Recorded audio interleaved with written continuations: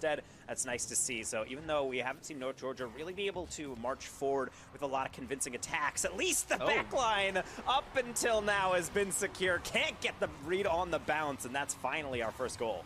10 seconds to go for Kennesaw trying to close this one out. Yeah, still with the pressure here from Kennesaw. Now only our second demo. This one from downtown, and that's going to be an own goal here at 3 seconds. We spoke a little too soon here, Danger Talk. Slavip, left side, little tap, not really taking away possession. Now definitely does. This player going up, the double tap. Hugh Dog and North Georgia come from behind victory with the Puma symbol on the side. As we've seen many time with new rosters in the beginning of the semester, this might be the first time these players are really playing together at all. So this is really setting the tone for how you guys all click together. Kwong trying to bury one here on the near post, and he does just that. Better. Might be able to pad those stats. Kwong throwing it right back in. That should be open, but it's just wide instead. Almost gets the nose down onto it. A couple members fighting, twisting, and now an open net the other way going for North Georgia. Nobody's almost hitting payload. Now is Joel. A little soft hit right there. Kind of just puts it in the breadbasket of a couple North Georgia players. That's really, really bad as this one comes all the way down from the other side. Being able to con the defense out of a clear that gets you the ultimate goal, as we will be able to enter into that 1-1. Maybe not for long as that clear gets away. Hugh Dog into Archie, and well worked from North Georgia. Safe to the side. They're feeling like heroes. They're keeping it up. Slavip into the ceiling. Sharky doesn't get it. Joel with a deflection. It's Quonk at 0. Hugh Dog in the way. Another save. North Georgia will very much so take that ball hitting the grass. Overtime somehow. Now coming up for the serve. Hugh Dog down. That's a bouncer just a little bit too high though as Sharky tries to continue the theme. Down bottom. And Archie does it here for North Georgia. Set up all day long. Now shoots in right now, but Quonk is going to win that 50. Seems screaming off to the side. Bounce off some wall and now ends middle until North Georgia gets another shot at it. Let's be open for Hugh Dog, and they will make no mistake. Kwong, I gotta say, a great effort, but sometimes you need something even greater. You're seeing a player get thrown all the way across, like Joel's really just flailing, and you're thinking, okay, well, I probably have enough time to go to the corner, and then instead, it is in your net, something they're becoming quite familiar with as a feeling. There's a number. Demo does come through, those Hugh Dog taking down a Kennesaw State member. Back to the middle, screaming up to this one, now to the left side. All three members right here. This is a very bottled up defense, and Sharky takes a bite. No one even there because, frankly, I think Kennesaw thought that bounce was going to be going a different direction. Same maybe with the defense here for UNG. They can't read it. Slavip does.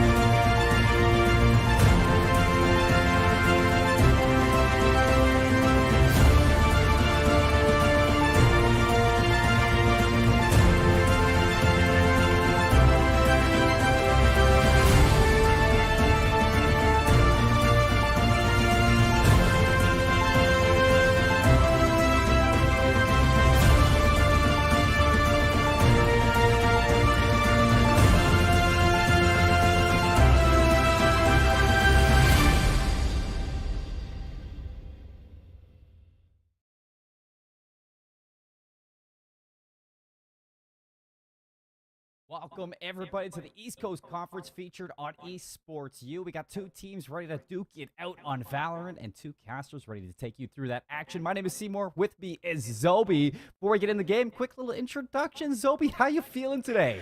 I am feeling so good. I'm happy to be back on the mic for you for, I believe this is your Esports U debut. Am I wrong?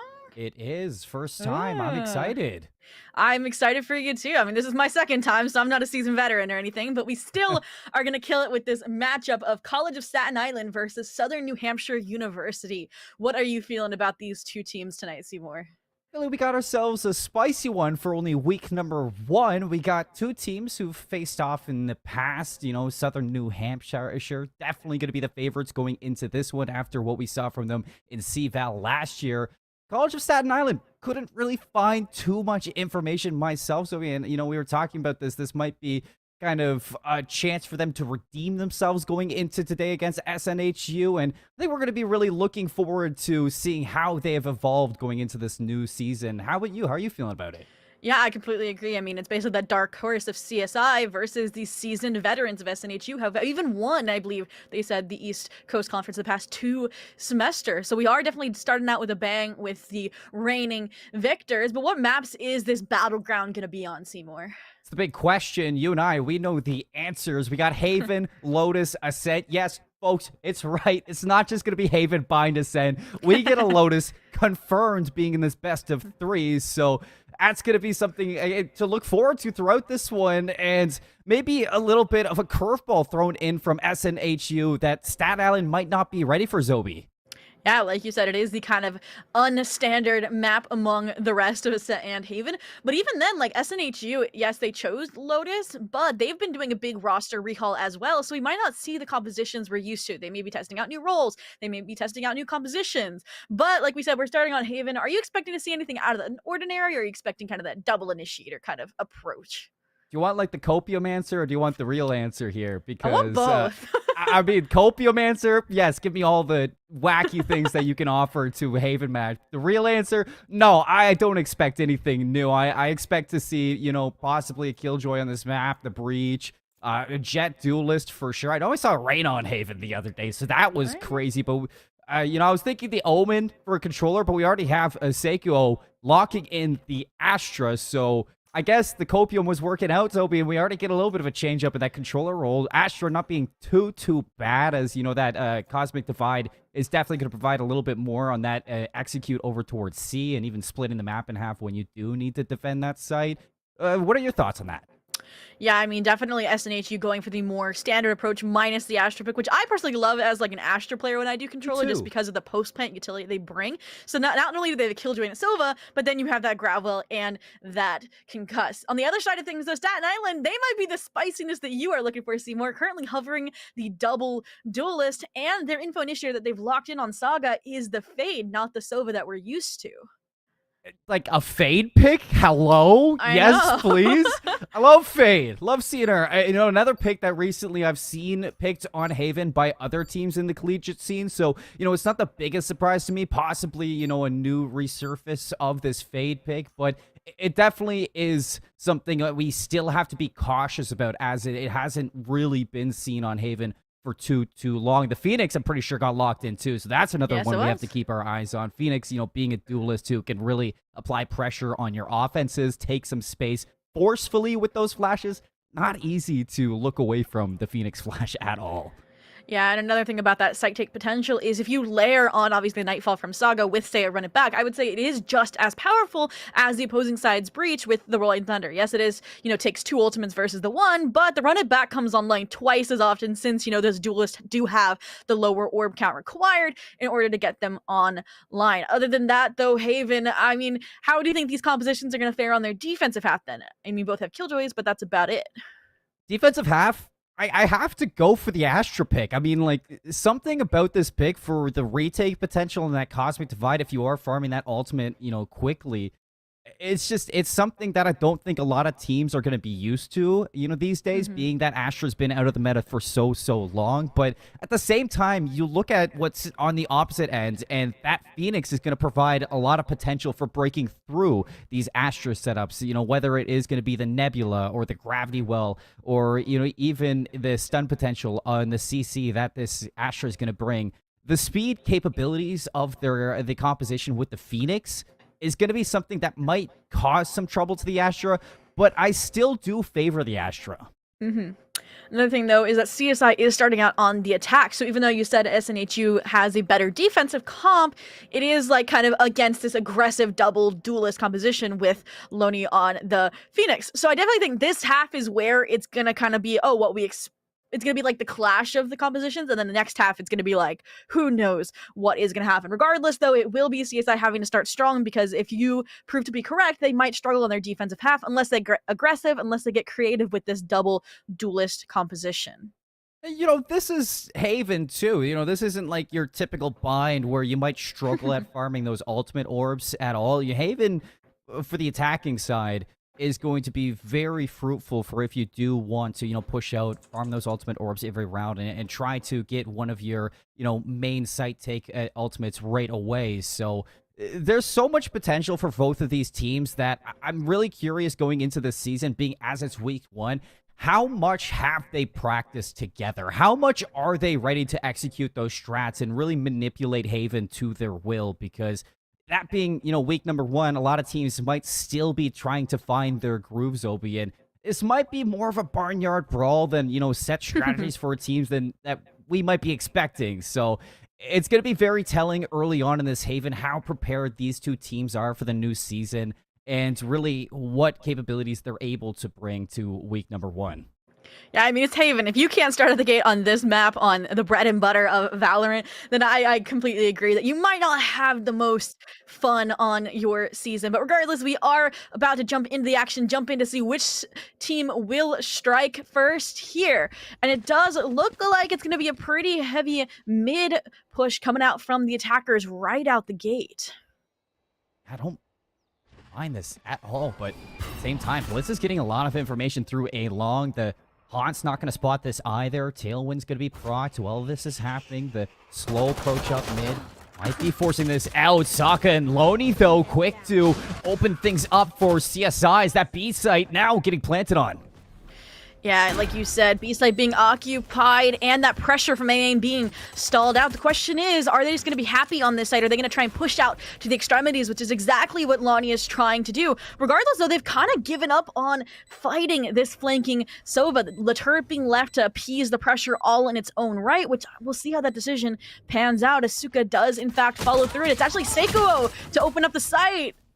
It is, but it's not easy to break through this B-site when 4 players are set up, so it's all going to be down to Suka and Loney. A 3K for the Phoenix to open up Haven.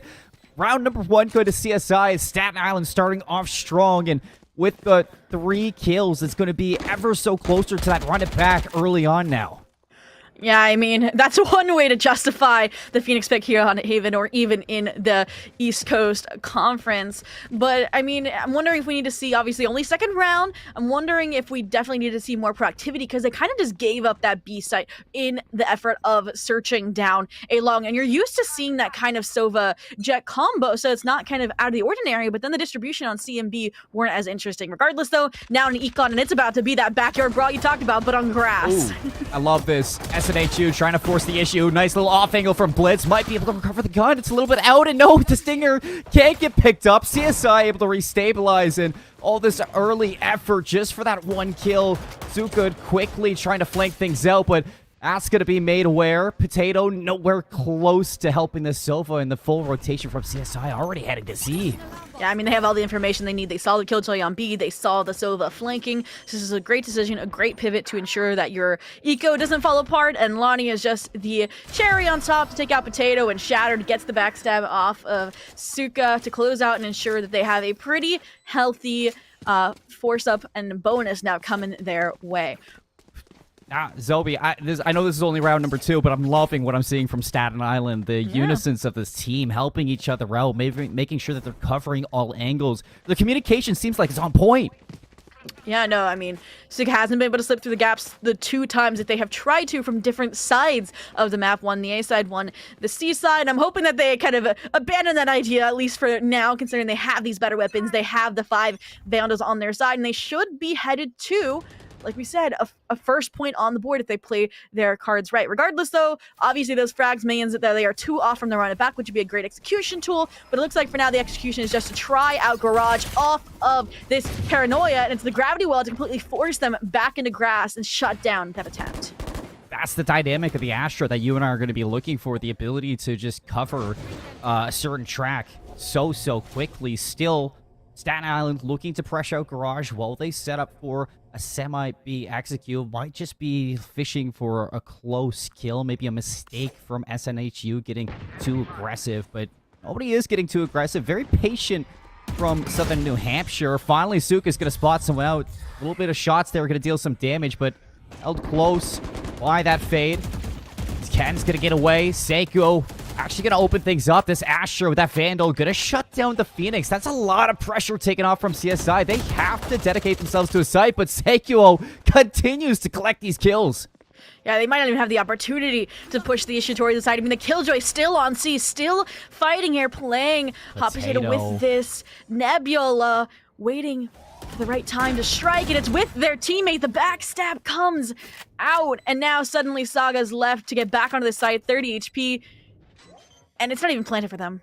Oh, it's going to be a huge mistake if SNHU give this up. A kill, maybe, but that's about it. 4K for the Astra. Seiko going huge in the first rifle round of SNHU. They gave up the plant, but other than that, I'm very impressed with the patience shown from Southern New Hampshire University in the fact that even when they had numbers advantage, even when their, Asher were finding all those picks, Obi, you still saw that flash from Case just to cover their tracks on getting the retake onto that C side for Potato and Seikuo. Yeah, I mean, not even was it, though, patience. It wasn't a form of passiveness, which is the kind of balance that you need, right? They consistently held down that B site, which was an issue on their pistol on that first round. Specifically, Seiko able to get so much damage through that Nebula on the B site. Regardless, though, this round looks like they are taking the aggression on their own side in stride, opening things up, taking that one duelist out of the picture from CSI's side, and so far it has left CSI kind of high and dry, figuring out now they still want to hit this A site. Just staying true to their namesakes, Obi. Blitzing it right down sewers, getting that first kill and getting out alive. That's first duelist taken care of. And now the Killjoy's going to be gone as well, so you don't have that post-plant setup potential that you would hope for if you're Staten Island. And more information for Suka to just play around over towards A. Full setup and execute's going to be ready.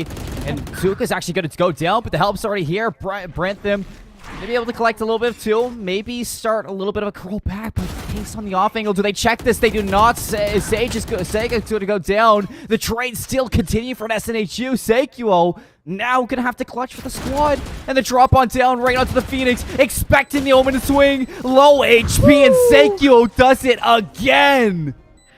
I mean...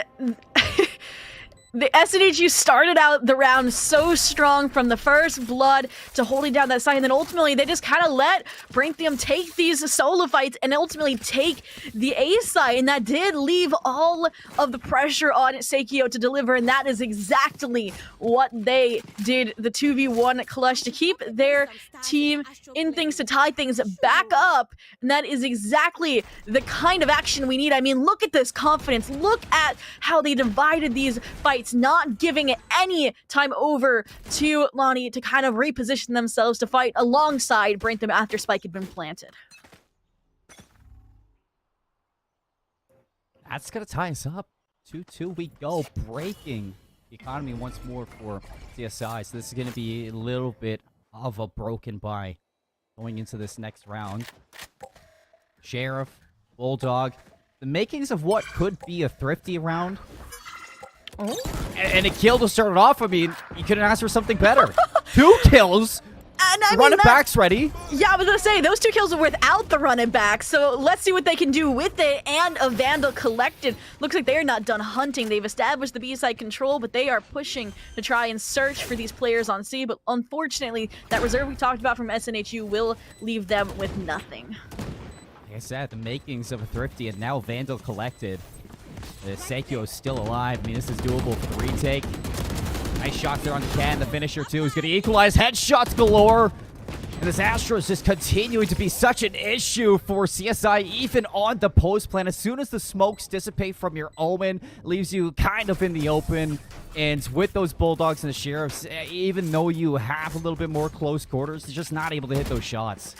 Yeah, I mean, when CSI had 4 players alive there, I did like the util being used to stall out the C pressure. I did like the attempt from the Killjoy from Shattered to get the trade, and ultimately neither of those went their way, and then the last 2 players were really divided, each fighting their own wars on the A-Link and the C-Link fronts respectively, and you're just getting crunch from SNHU with those better weapons, and that leads to them taking the lead here, but we are back to the full rifles versus full rifles, so this is going to be an action-packed round to see if we tie things back up, or if SNHU will finally take the lead and have learned how this team operates. Lovely. Tapping away at these players, and the Nebula just to block off mid-window. Shattered can't even do anything to help out their team.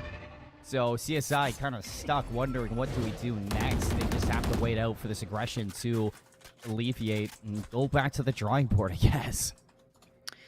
Yeah, and so far they are not drawing anything. They're just holding down this grass positioning here, trying to fake out that a rotate has occurred, but they seem to have been inclined towards this B site time and time again, and this round seems to be no different, but that Prowler not really finding much in garage leads them to believe that could be a possible avenue, a possible repivot, but the alarm bot is waiting, so is Seikuo, and there's finally the dark cover that I was waiting for, but can it be enough to get them on a C? Still have to walk through the Nebula, but they know they have the dark cover to help out. Alarm bot not gonna do anything to stunt this. From the shadows, where are we going? It's gonna trip back sight. Potato's gonna get caught. Seiko's gonna drop on down. Brantham still trades out for the team. This is doable. Only 1 player down and 30 seconds left. If they want to rotate out, they need to go now. That doesn't look like Saga's plan here, though. Pushing into CT, about to challenge 2 players, and it's the wallbang from Blitz. Ultimately brings them left to take the same fight and lose it all the same. And as I predicted, SNHU will break the cycle, will take the lead here 4-2. Yeah, 2-round gap for SNHU, and it's comfortable, I guess, for Southern New Hampshire to understand that even though Seikyo is 12-3, when you lose your Astra, you still have clutch potential behind Blitz, who has been opening up so many of these rounds with the first blood. Suka, who's been so good in transitional cases, finding a little bit of damage here and there. And even when it comes down to it, Case providing those flashes, Potato locking down that C site, shutting down that from the shadows. This team, albeit Seikyo kind of carrying when it comes to the kills, everybody's doing their part. Yeah, I don't know who's the IGL, but the reads have been on point too, especially last round before they even repivoted onto C. There were 4 players leaning towards that site. This time, though, the read equally as strong. 2 players here towards A main, where the pressure from CSI is being applied. Sizzling from Blitz, but they still will win that exchange. And just like that, your smokes are gone, Seymour. Long gone. Long gone, but as the round just started. That's going to be troublesome. I mean, C-site is kind of a no-go because of that, and I would say B as well. But even still, for CSI, you can't just put all your eggs into the basket of an A hit right now. You have to try to force some pressure elsewhere. Turret's going to spot some information over towards Garage, and Ken thinks he can just walk in there. Potato says, this is not your home. And now for CSI, they just continuing to lose members everywhere around the map. Nobody's winning a gunfight. SNHU just looks so good. Yeah, solo fight after solo fight, no trades in sight. And the last 2 players remaining are the ones who have had these powerful execution ultimates online, but they really just did not want to invest them this round. And with 20 seconds left, it does look like they are seized for a save, seized for an attempt to go for things on the next round. But, I mean, I'm surprised that SNHU isn't hunting for these players yet. Honestly, I feel like something that SNHU don't want to give up these rifles. They don't want to, lose any of their players inside of the game. Give up even ult points, even though both of these players already have their ult points. But I don't mind the patience out of it. You don't have to go hunting for these players right now if you're SNHU. You have a 3-round gap. You're still trying to grow that lead. We are early into Haven. One thing I'm actually a little bit surprised in is the fact that CSI didn't opt to invest any of those ultimates into the round, because you have the lockdown and the Nightfall so early. The run it back was used, a couple of rounds ago, and it proved to be an issue for SNHU. They almost had the round win with the lockdown and the Nightfall. This could be an easy site take and a spike plant. Yeah, and I mean, those first 2 rounds that got on the board, I think, were more decisive site hits, whether it was B or the repivot through C off of that all-out brawl in grass. And that's what I kind of want to see here, is these 4 players headed towards A, trying to play things together to get these execution-like ultimates into position. Regardless, though, it seems like SNHU is receptive of this, having this high-low towards short, because that's where you want the Killjoy to play, but it's actually Blitz from above, quite literally bringing down Carnage, and the rotations are just as solid, Seymour, and it's suddenly 2 players on site. This double flash. Suk is going to be hiding inside the Nebula. Case on the wing, helping out his comrade. And now Case wants to go really deep into these smokes. Trades again the Shorty. And SNHU already starting to flank through sewers. 48 HP for this fade. Saga has really nowhere to go, just has to fight their way out of this one. SNHU's got to be careful, though. Stuck inside of that Cosmic Form. Potato able to close it out. Got a little bit scary for a second, but as SNHU stay alive with this lead, continuing to push forward. I mean, that was just initiator for initiator action. Case with the 3K answered by Saga's own, but ultimately the numbers advantage and just how cohesive SNHU there was allowed them to keep things together and pull forward onto 6, ensuring that they at least will have an even footing. But this is kind of where I would have wanted to see a timeout from CSI. You know, if you lose this round, you lose the numbers advantage in terms of rounds going into your defensive half, which we have theorized is going to be their weaker half. But regardless, it looks like this round they are going to once again take a more decisive site, at this time towards C, where Seiko is playing instead of the Killjoy. Killjoy doesn't really have that much of a setup here. The turret and the nanoswarms are going to be sitting inside of Garage, so this should be an easy spike plant and a 5-player post plant, but the Rolling Thunder is going to chop this one up. The Hunter's Fury catches shattered. That's spiked down. And a retake for SNHU to get right back to the site in no time. Case going to double down. Potato chimes in for a kill. The ants go marching, and it's SNHU dominating the site, only losing 1 single player. Seymour, easy, you said, an easy plant.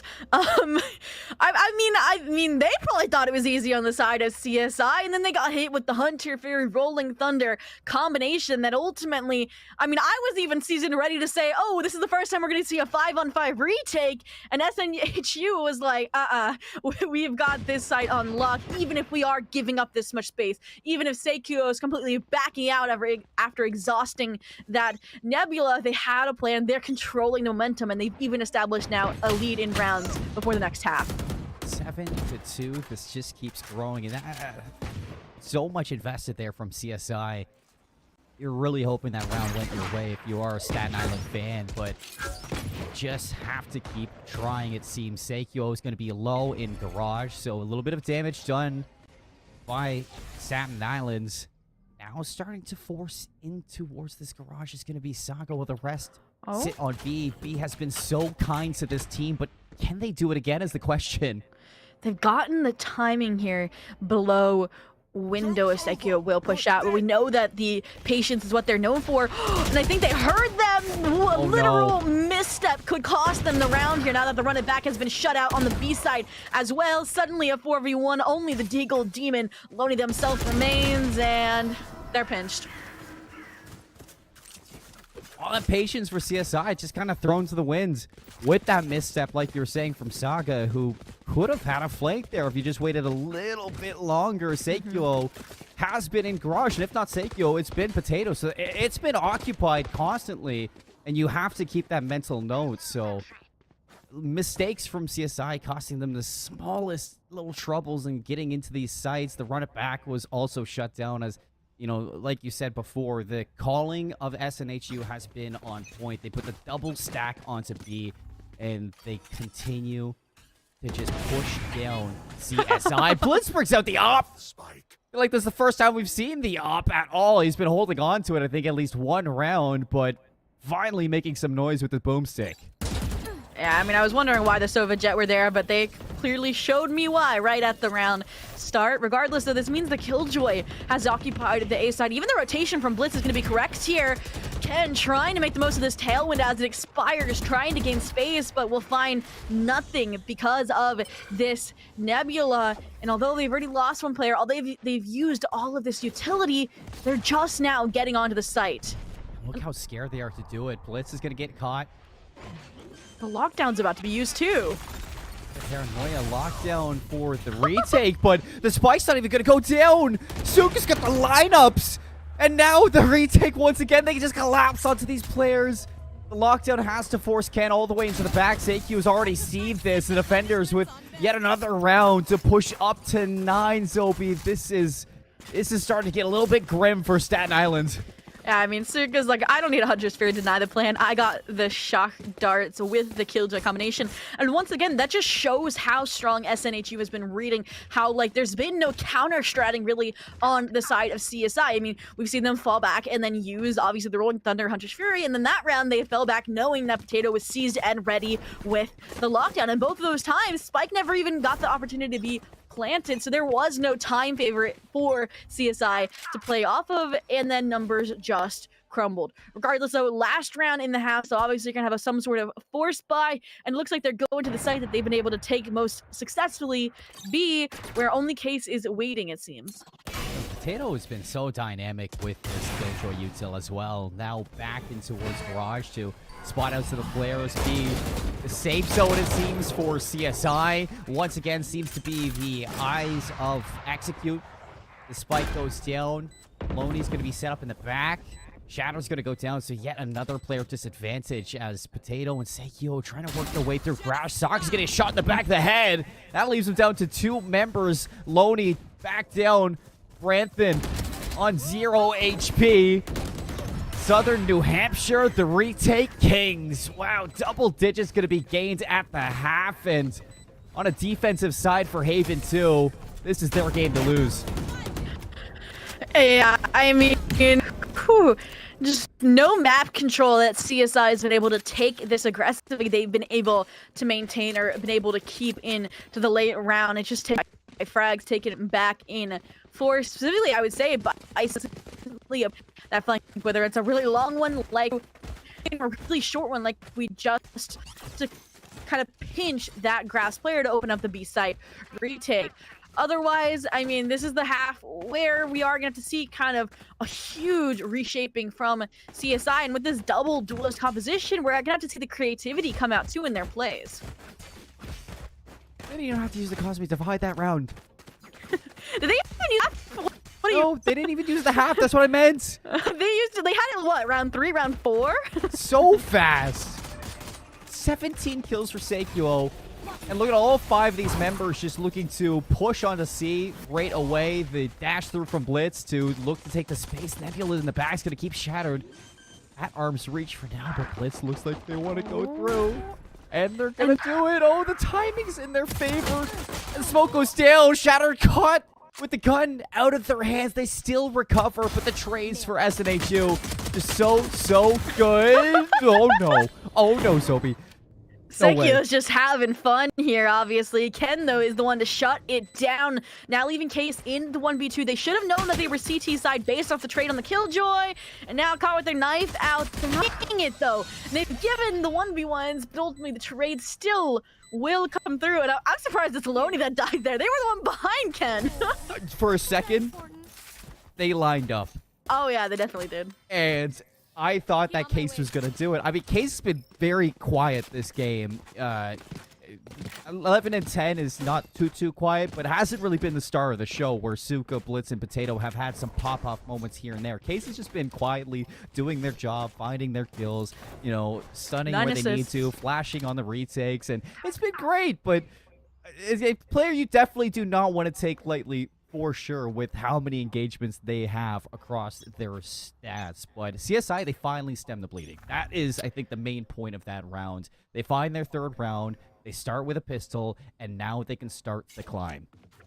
I mean, I don't want to beat them when they're down, but last half they did win the first 2 rounds, and then that was it. So I'm personally going to be looking at not this round, but the next round to see if they can continue to, like you said, stop that bleeding, continue to become revitalized, and have a chance at bringing things back when they really only have 2-3 strikes until things are gone. For now, though, it'll all be eyes on Ken, and they're only good for 1, so unless a player can recover that gun, that's a Bulldog on the side of SNHU. Yeah, I don't think Suka went too deep, but nice shot from Blitz. How good has Blitz been for these opening picks. Saga looks like they're going to send a Prowler out. Blitz actually gets caught, but somehow manages to escape and elude death. So we're still at a player advantage for SNHU. That would have been a much-needed pick. Loney picks up the Guardian, and now SNHU, they just want to hightail it over towards A to see if they can get a setup. This is smart. Yeah, I mean, they didn't really use too much utility in that space in those fights, but the rotation from CSI is coming just as fast, and suddenly that numbers advantage you mentioned is gone, and so is the health advantage. Both Case and Blitz so low, and it's Suka trying to be the hero and failing to do so, leaving Blitz in the 1v2, and they are on an island short. That shattered, and Saga will be able to strip away and continue to keep CSI on the forefront. Zoe, these SNHU players are tugging at my heartstrings right now. I mean, I don't know if you saw Asuka there, but they hit that first shot with their sheriff before finding that headshot. That almost was a double kill, but CSI, they're still managing to walk away with these kills, and that's what I like. That retake was together. It was all three players collapsing at once, and it was very, very clean. Although they lost a ton of, like, 3 players there, they're still in a chance for this comeback. Being on defense, they can set these sheriffs up in really one-shot angles and hope that SNHU make a few mistakes around the map. But at the same time, SNHU, who has been very patient on their defense, once again going into a very default setup, might be able to find a couple kills here. Seikyo off the flash, swings for a quick 2. Both duelists eliminated from the map.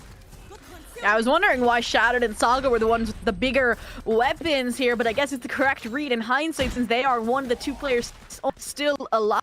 Regardless, though, A site has been occupied. Seiko even pressuring towards CT. Saga's the first there, is trying to deny plan, at least with some Prowler and Tether action. Potatoes lurk agilely that makes this round's prospects look even grimmer.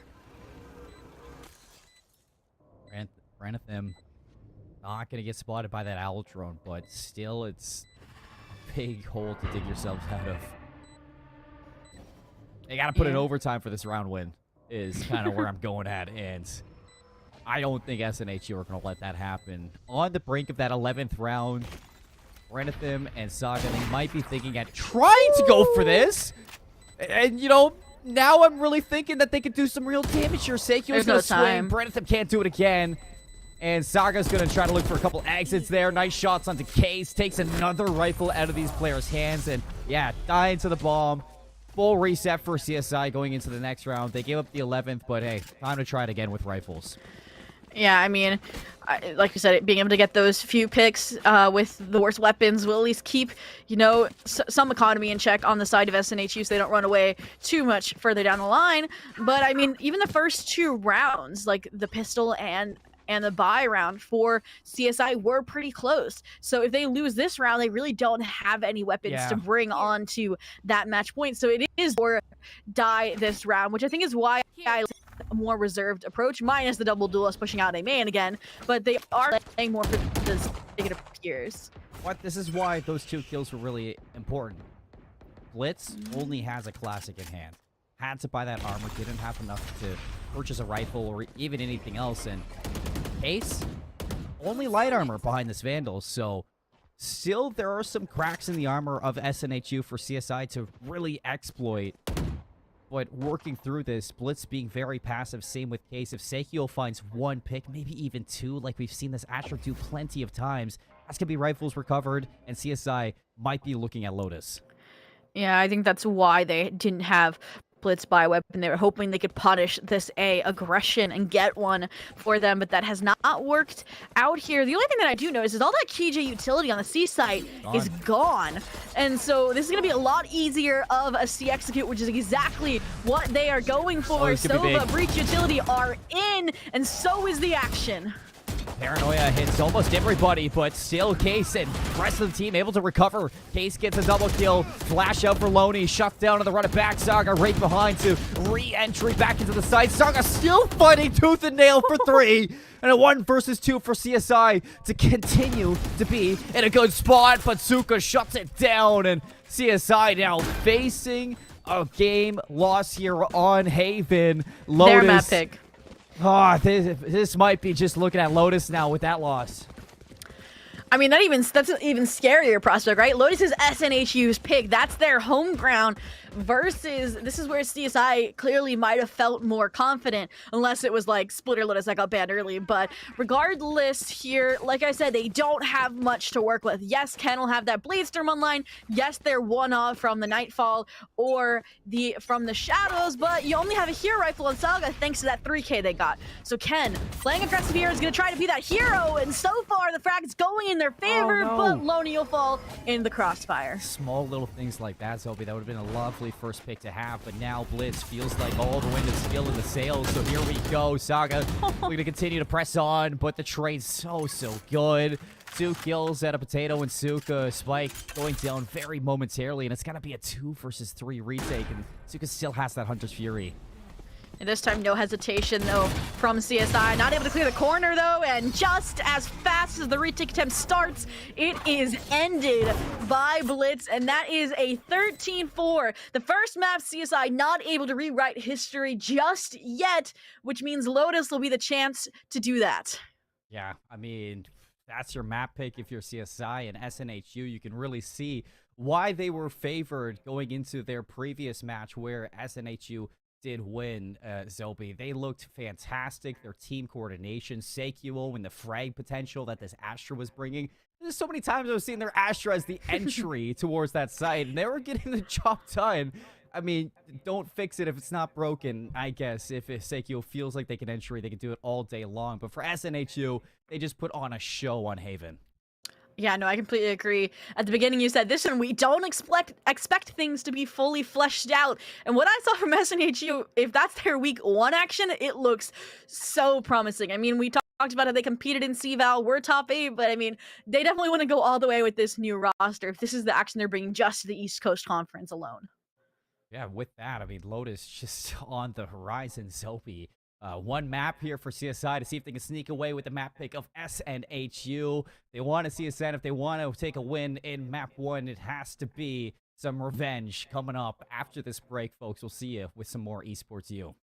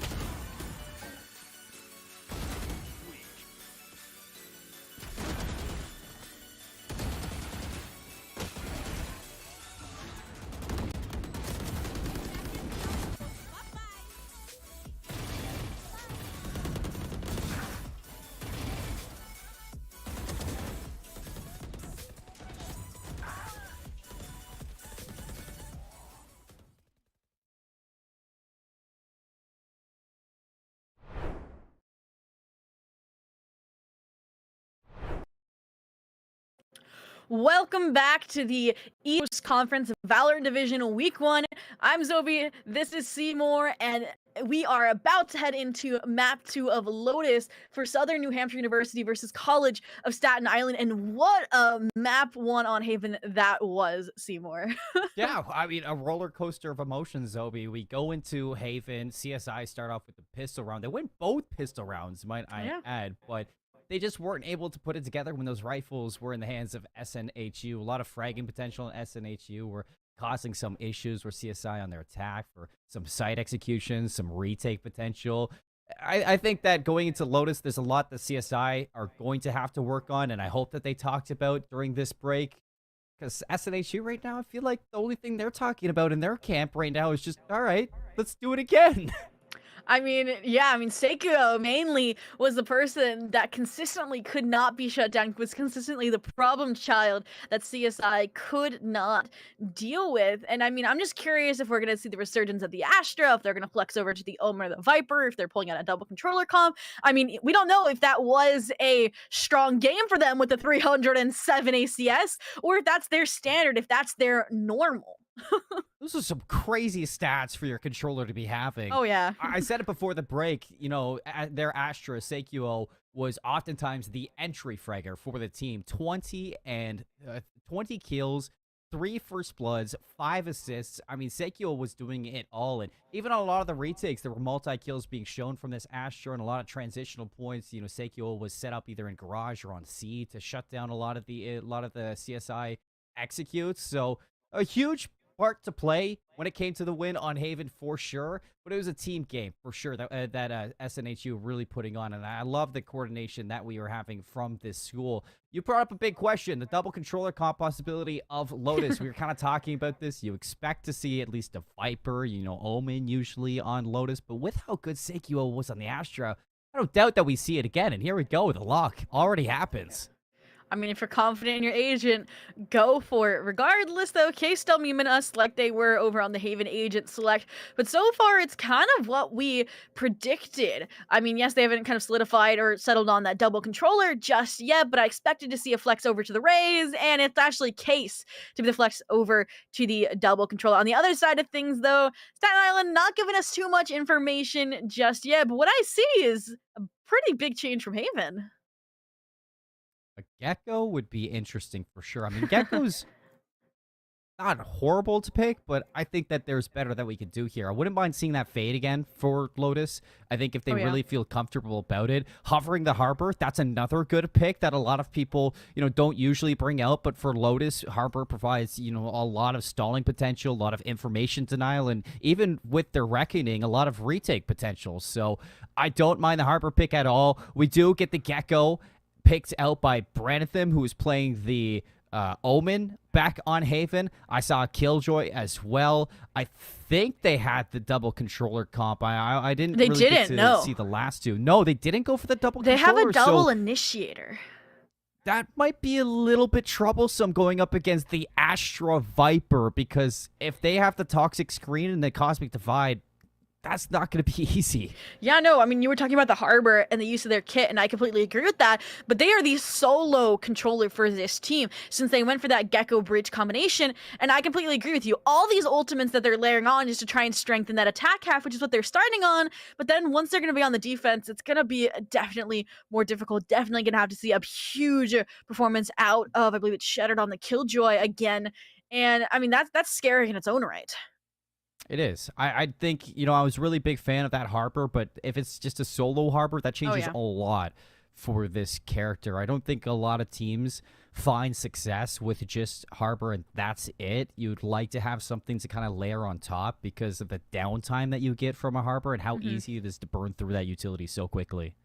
On the other side of things, though, I do like them being on something other than controller, or other than solo controller, I should say, because they consistently tried to be that entry fragger or tried to be that early kind of impact for their team. And when they stepped up, we saw the multi-frags. We saw them get really close to winning the rounds, versus on the other side of things, when they were shut down really early on, now your only smokes is gone and you really can't recollect and re-hit a site as effectively. Regardless, though, I mean, it is definitely going to be this kind of meta composition on the side of SNHU versus CSI and what they're cooking up in the kitchen.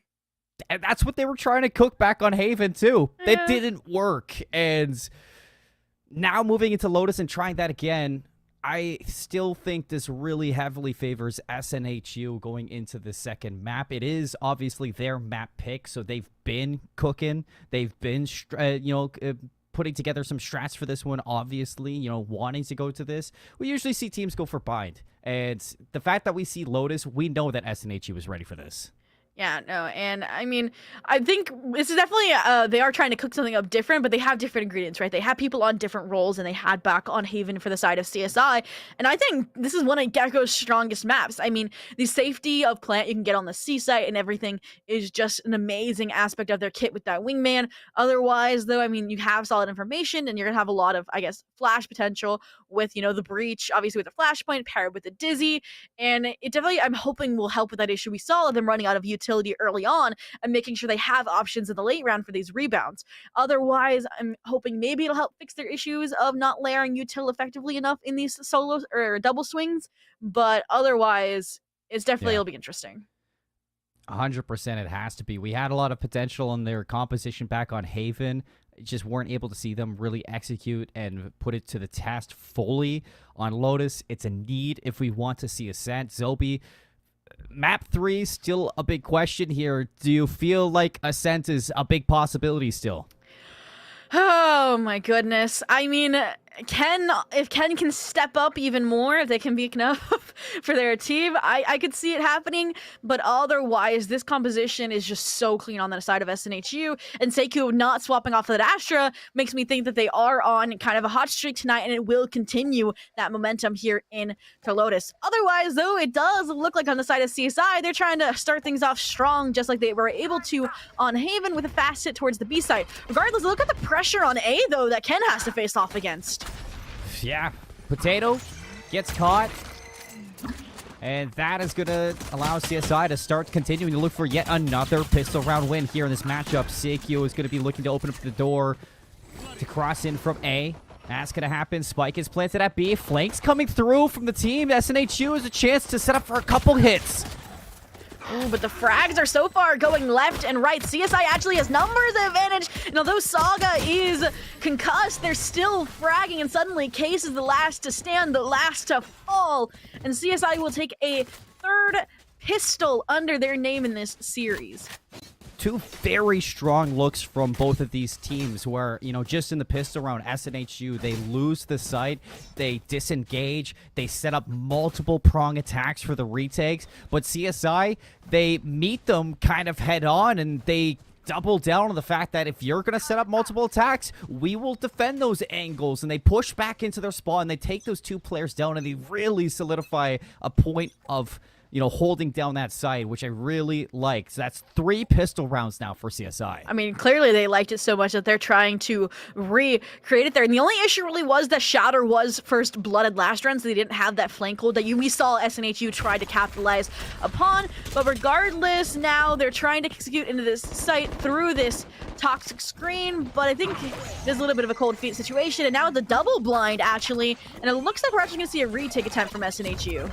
Oh, the paint shells is going to stop the wingman. It does. Plant doesn't happen. Yeah, but the second layer of utility is already in. That's going to allow for a second chance to go through. Brenton doesn't need the wingman all the time, but now they have to dedicate to the site.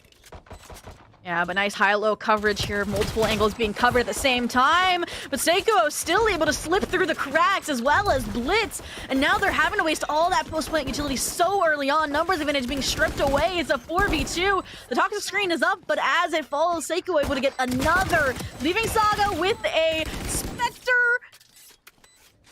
And 1v1. Similar HP, similar weapons. Time in their favor. Playing this perfect. Oh, there's no time. Seikoo knows you can't hold that spike, and Saga, all you have to do is throw your shoulder. 4K from Saga on this Harbor. A lot of damage there from SNHU for sure. They get back onto the site. The toxic screen out of Case was perfect. But other than that, I mean, CSI, they kind of get the round win yet again. They're always good for following up with that second. The big question is, are they going to now force up going into this third round, or are they just going to stick to the pistols? I mean, if I remember back to Haven, I think they stuck with him, and that's what you see here. Saga obviously sporting that weapon, their trophy from the last round, trophy of their 6-0 currently. And I think that's why they're kind of having a second idea about B execute instead, are headed towards this C site. And it looks like they're trying to get things started with this fault line, trying to challenge this Astra one-way off of Mound. So far, though, I actually brained them to get a weapon on their side, potentially. Brandon has been unreal with the Sheriff. Yet another opening pick. Yeah.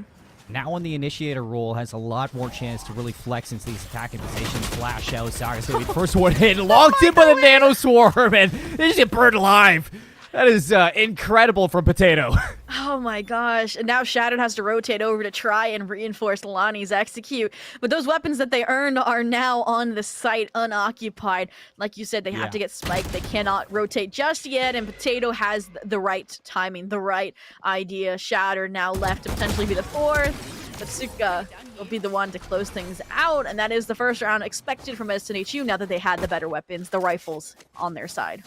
That would have had to be some serious magic pulled out of the hat if Shattered was going to get that one. Not often do we see Nanoswarm kills, let alone 2 Nanoswarm kills. I think for SNHU, the fact that, Seikyo is on this Astra, that, Astra Killjoy combination that we're potentially able to see over towards C is something that you have to now keep molded into your brains if you're CSI, because you cannot just walk through that smoke without expecting the Killjoy to be set up, unless you see them over towards A. Yeah, I mean, that was an interesting lean, an interesting kind of gamble stack, though, from SNHU as well. I mean, they had 3 or 4 people already on C just from that first fight being lost.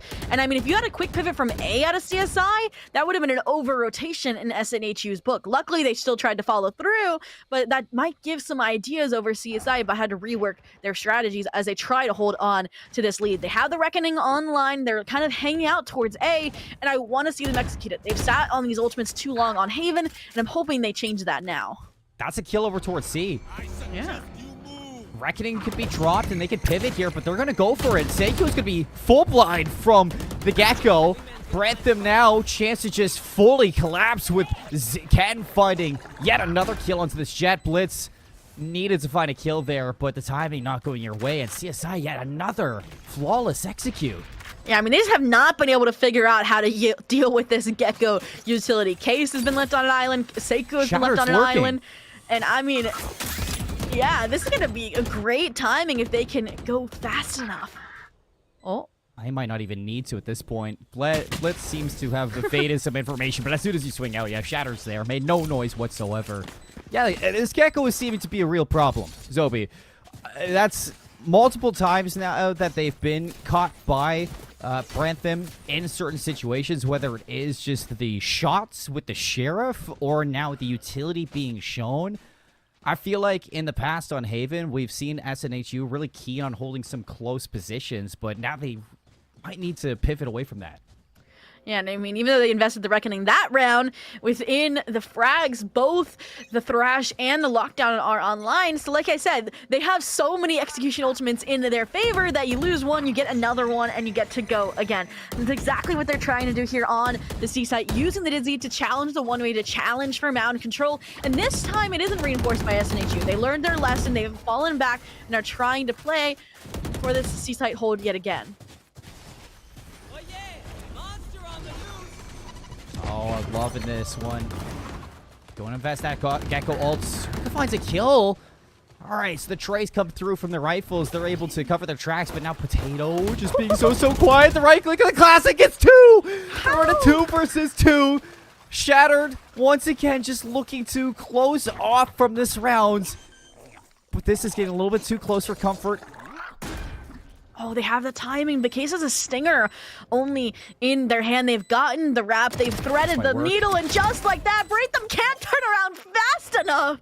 And that round has been robbed right from out of CSI's nose. Case for the 2v1 clutch. I mean, Case, I said, was quiet back on Haven, but that is loud and clear. Case showing that, hey, even though I'm on the controller now, you do not want to take me kindly. Here we can see back to Potato with just a right-click Classic. So close. That's a free gun, by the way, Zobi.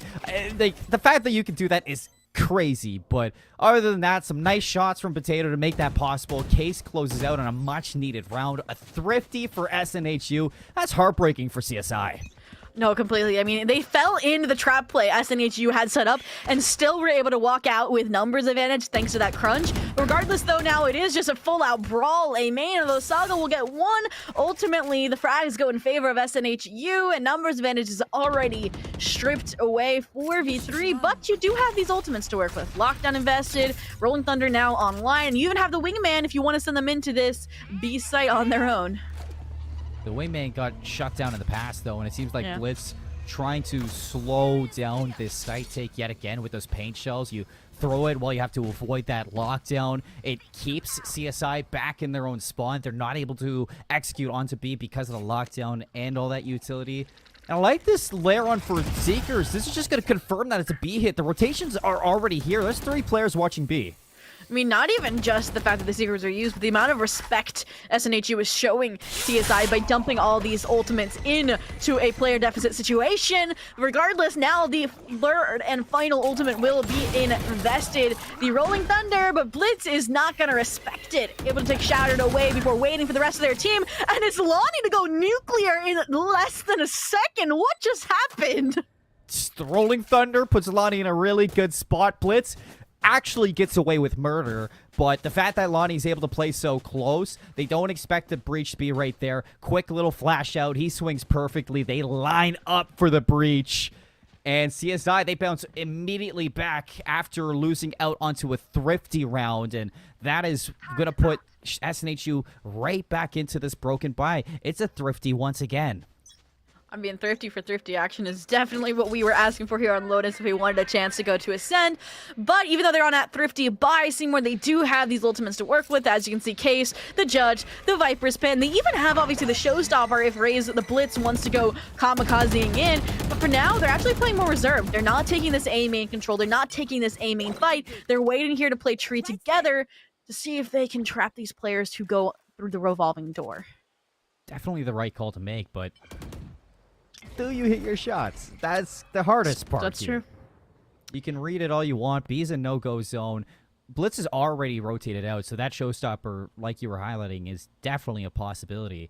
But a lot of this is going to be riding on this tree control, because if these players go down, then Blitz has to be thinking, do I want to invest this showstopper? And Blitz goes down, so you don't even get the chance.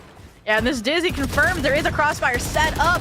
Do they check Tree? They do, but it's a second too late. Brain Thumb will fall. Still, though, numbers advantage in their favor. 4v2, they know where the Viper started the round, and they confer Killjoy was the C-hold from rounds prior, so now they have as much time as they need to set up for this post-plant positioning, and they're even extending that time with this Cascade. Marshall for Potato, Sheriff and a Judge for Case. Can Case clutch up again? I mean, I've seen crazier things with a Judge, but that's going to slow it down more. Time is just continuing to tick away. Getting onto site is one thing. This defuse, will they even have time? Aftershock just to make sure that drop isn't going to be occupied.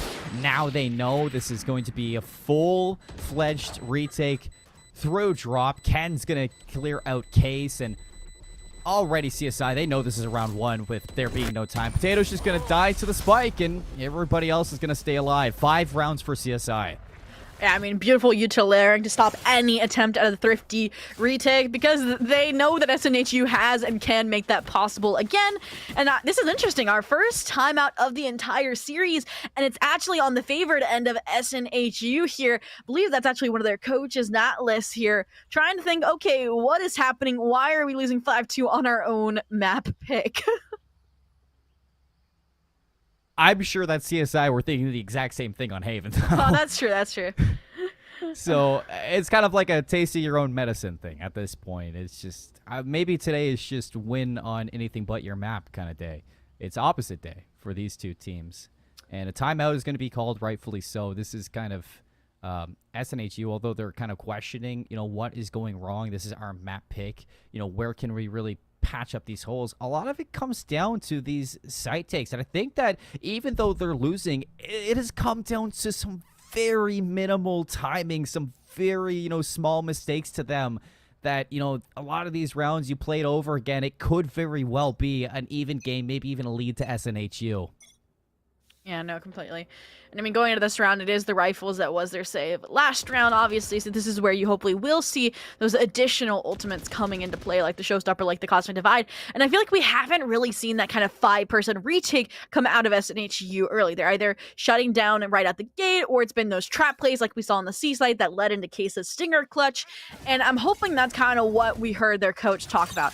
But for now, that doesn't look like the case, since Blitz has not learned their lesson about trying to take mountain control, and Ken will once again repeat history, robbing them of their life. This leaves Potato on an island, and Thrash is hunting for them. Yeah. It's a good word. Literally on the hunt. Thrash is on the loose, and they're going to just give it up. Try to get all members on site so nobody can swing this back into the potential of SNHU right behind the harbor wall. It's going to be Potato. Wingman's going to be sent to plant this one. And the Cove just to secure it. CSI have a perfect setup. And Cosmic Divide's going to be invested by SNHU. But everybody's going to be here for CSI to hold this one down. Yeah, it's just the Killjoy playing offside. This Cove kind of blocking some visibility, but not enough. As Seiko and Case have left Ken to be the only person here to frag in this corner. And so far, it's left and right. And Ken, with the 4K, is only combated by Case's 3K clutch to come out on top of the chaos yet again to keep SNHU in this after their timeout. So far, the Harbor's been good, but that Cove, fortunately, allows you to get the plant for the wingman, but unfortunately blocks so much sightline for the retake from SNHU. And it's one of those, you know, you live by the harbor, you die by the harbor. Although Saga's been playing really well. Small little, I guess, nuisance on site there. SNHU are just allowed to walk back on for free because of that Cove. And so much of that space is given up.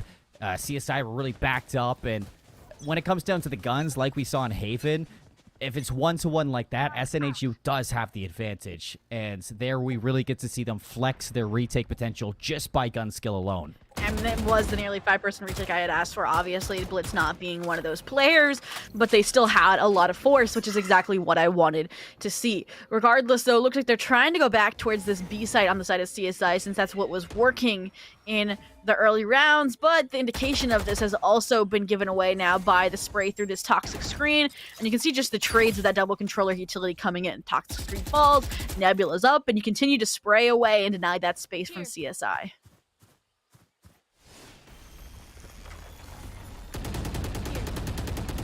Just trying to clear everything right now is CSI. I love how patient they are on this. Ken just leading the way.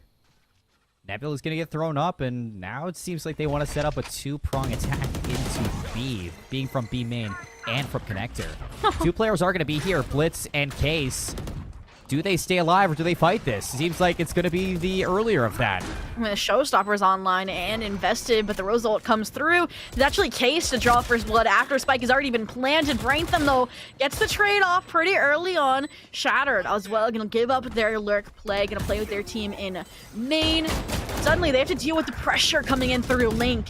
And so far, they haven't been able to. It's Saga left in the 1v2, and they cannot hold on. It's another retake for SNHU. Yeah. Very good at, you know, hiding away in these holes. Understanding that CSI are so keen on trying to push out and look for this information. Ken gets caught by Case hiding in a corner. Blitz even finds one at some point. And through connector, Suka leading in with that Trailblazer. We haven't seen a whole lot from the Sky utility, to be honest, other than those Seekers, you know, a few rounds back. But I love that initiator to reaggress back in towards connector. You catch that player stunned out, and just one by one, CSI just keep isolating themselves into these solo fights like we saw on Haven. That was kind of the bane of their existence on Haven, were those solo fights. Yeah, I'm wondering if they need to leave somebody. Like, we've seen Shatter to get some really good lurks, especially when they had that A execute. I want to see something like that, but just a better timing. If they had somebody stay Rubble there while they had that B execute, they could have backstabbed the players who were trying to pinch onto that B site for the retake. I want to see these multi-layered instead of more direct hits, but for now, it does look like that direct hit off of the Reckoning, off of the Blaze Storm, and SNHU will be forced to respect it, forced to play the 5-person retake. And look at this, on the other side of the map, you're going to see the Killjoy as well, working a lurk for this retake potentially. Rank them able to get that spike planted, but is vulnerable at the moment. SNHU still very hesitant on waiting for Potato for the retake. Potato gets a little bit of a freebie through the smoke. Branthem's going to swing, finds 2. Now it has to be Potato to make the difference, but going to be caught out by Shatter, and it's all going to be down. Bazooka, low HP on the sky. Ken with the classics going to run that one down, and CSI, they break the momentum of SNHU and put their 6th on the board. Yeah, I mean, Potato getting spotted out by that alarm bot, not really having the timing to play with their team there. Little bit devastating for the retake potential of that situation. But I mean, you also obviously had 2 ultimates come in, so you had to respect that situation. Otherwise, though, I think it was just a little bit of a cleanup versus that last round, what we saw of how they were holding things together on site. They were layered that utility. They were playing off of each other's contact quite well. And I mean, even obviously Brainthumb just going huge with their own picks. It's like, you're allowed to solo swing, but get your frags while you're doing it kind of situation.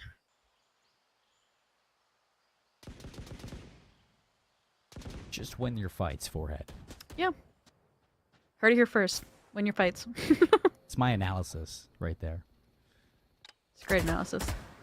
And CSI, you know, I mean, I will give them the benefit of the doubt. They've been fantastic at winning them. I mean, Brantham alone, this is his 3rd time having a thrash, but it really comes down to a lot of these early engagements. And, you know, there we see a couple trades back and forth. Case shuts down Lonnie, and it execute happening onto A at all this time. There's so much happening around the board for CSI. They're really drawn thin. Wingman gonna get the plant. Seikyu thought he could deny it, but Brantham, now that's a free kill and a free setup at A because Seikyu goes down.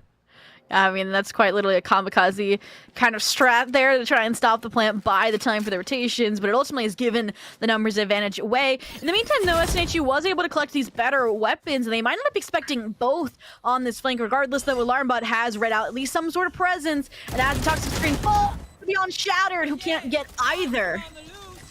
Rash going to be invested to this one, so you know CSI wants to win it. 2 versus 2. Sega going to be deep into this one. Shuts down Case. Nice crossfire setup from CSI on that post plant, and they're given now an advantage going in towards the second half. So beyond Lotus, they've really secured themselves some great momentum when transitioning onto the defensive side.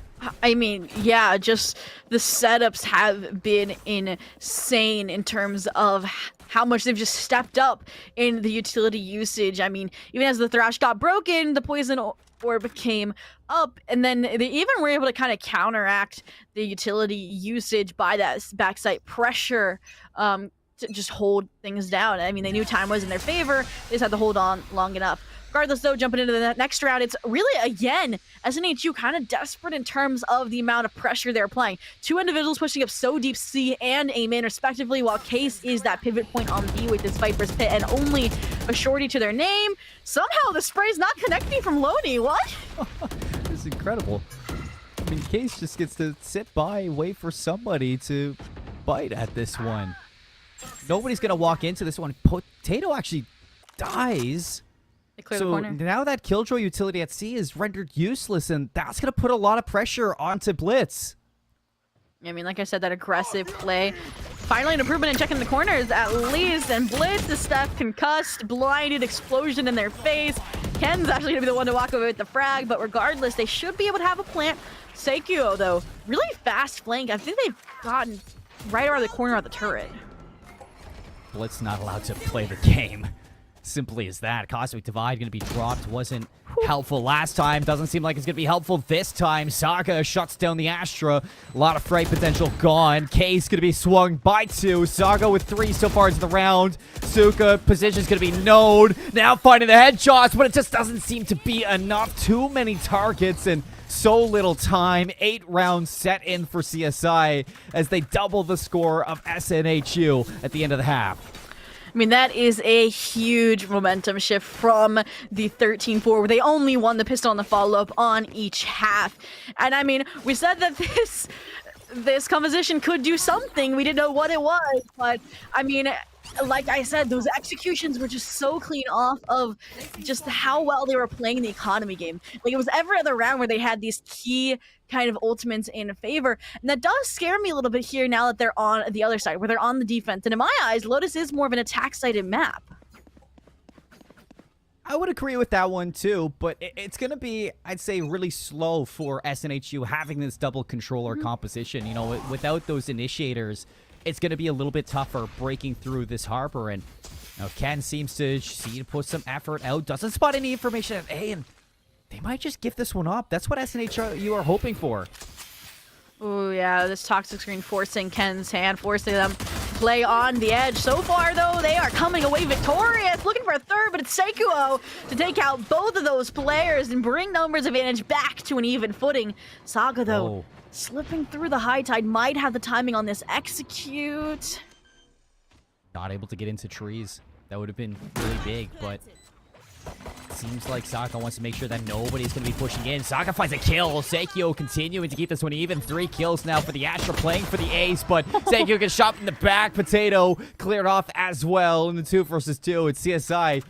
4 pistol rounds now throughout this series. SNHU, I feel like they just not really feeling the pistols. I don't know what it is. CSI just so much better at tapping away with these ghosts. Yeah, I feel like SNHU has won the rounds where their strategies have been so complex that CSI isn't able to pin them down, versus CSI is just like hit, win fights, win round kind of action. I mean, even there on that retake, it really was just a beautiful pinch play kind of on them while they were trying to pressure that plant into position. Regardless, though, that does leave them now in this situation where CSI is 1 off of double digits and they have the better weapons. So I'm wondering what they can do. I mean, Saga, look, already getting aggressive off this Cascade. This might be just a free gun for them. Yeah, that's a Spectre. A little bit of damage on the Blitz, but the Regrowth should be able to bring them up back if they have it. Still, Shadow's going to be in here. Are they ready for it? Yeah, they spot out Shattered. No damage done. Regrowth's going to bring Blitz right back up to full HP, and they're heading over towards C. Ken finds Case, but that may not matter. And they're just steamrolling into the backside here. I mean, plan is even going to be planted for CT. They're not prepared for Braintham, though. And Seiko has to come off of it. Yes, the plant doesn't happen. They're now trying to force efforts out in towards Defender spawn. Shattered. Now going to be pressured out, but stays alive. This is so key. Both players just trying to play 3D chess around each other. It's a relay race towards A now at this point. I mean, look, even Lonnie and Ken are in a main. Look at Shattered. Or Potato. Not expecting Ken to be that far in. What is this round? This is called map flipping at its finest. Quite literally a masterclass from both teams. I mean, it's a little insane here, but it looks like it's kind of giving an edge over to SNHU a little bit. Maybe for this post plant. They're going to have 2 players still into the defender spawn. Seikyo looking to hold down tree. A little bit of distraction. Seikyo's going to be flashed out. Ken runs it down. Suka last alive.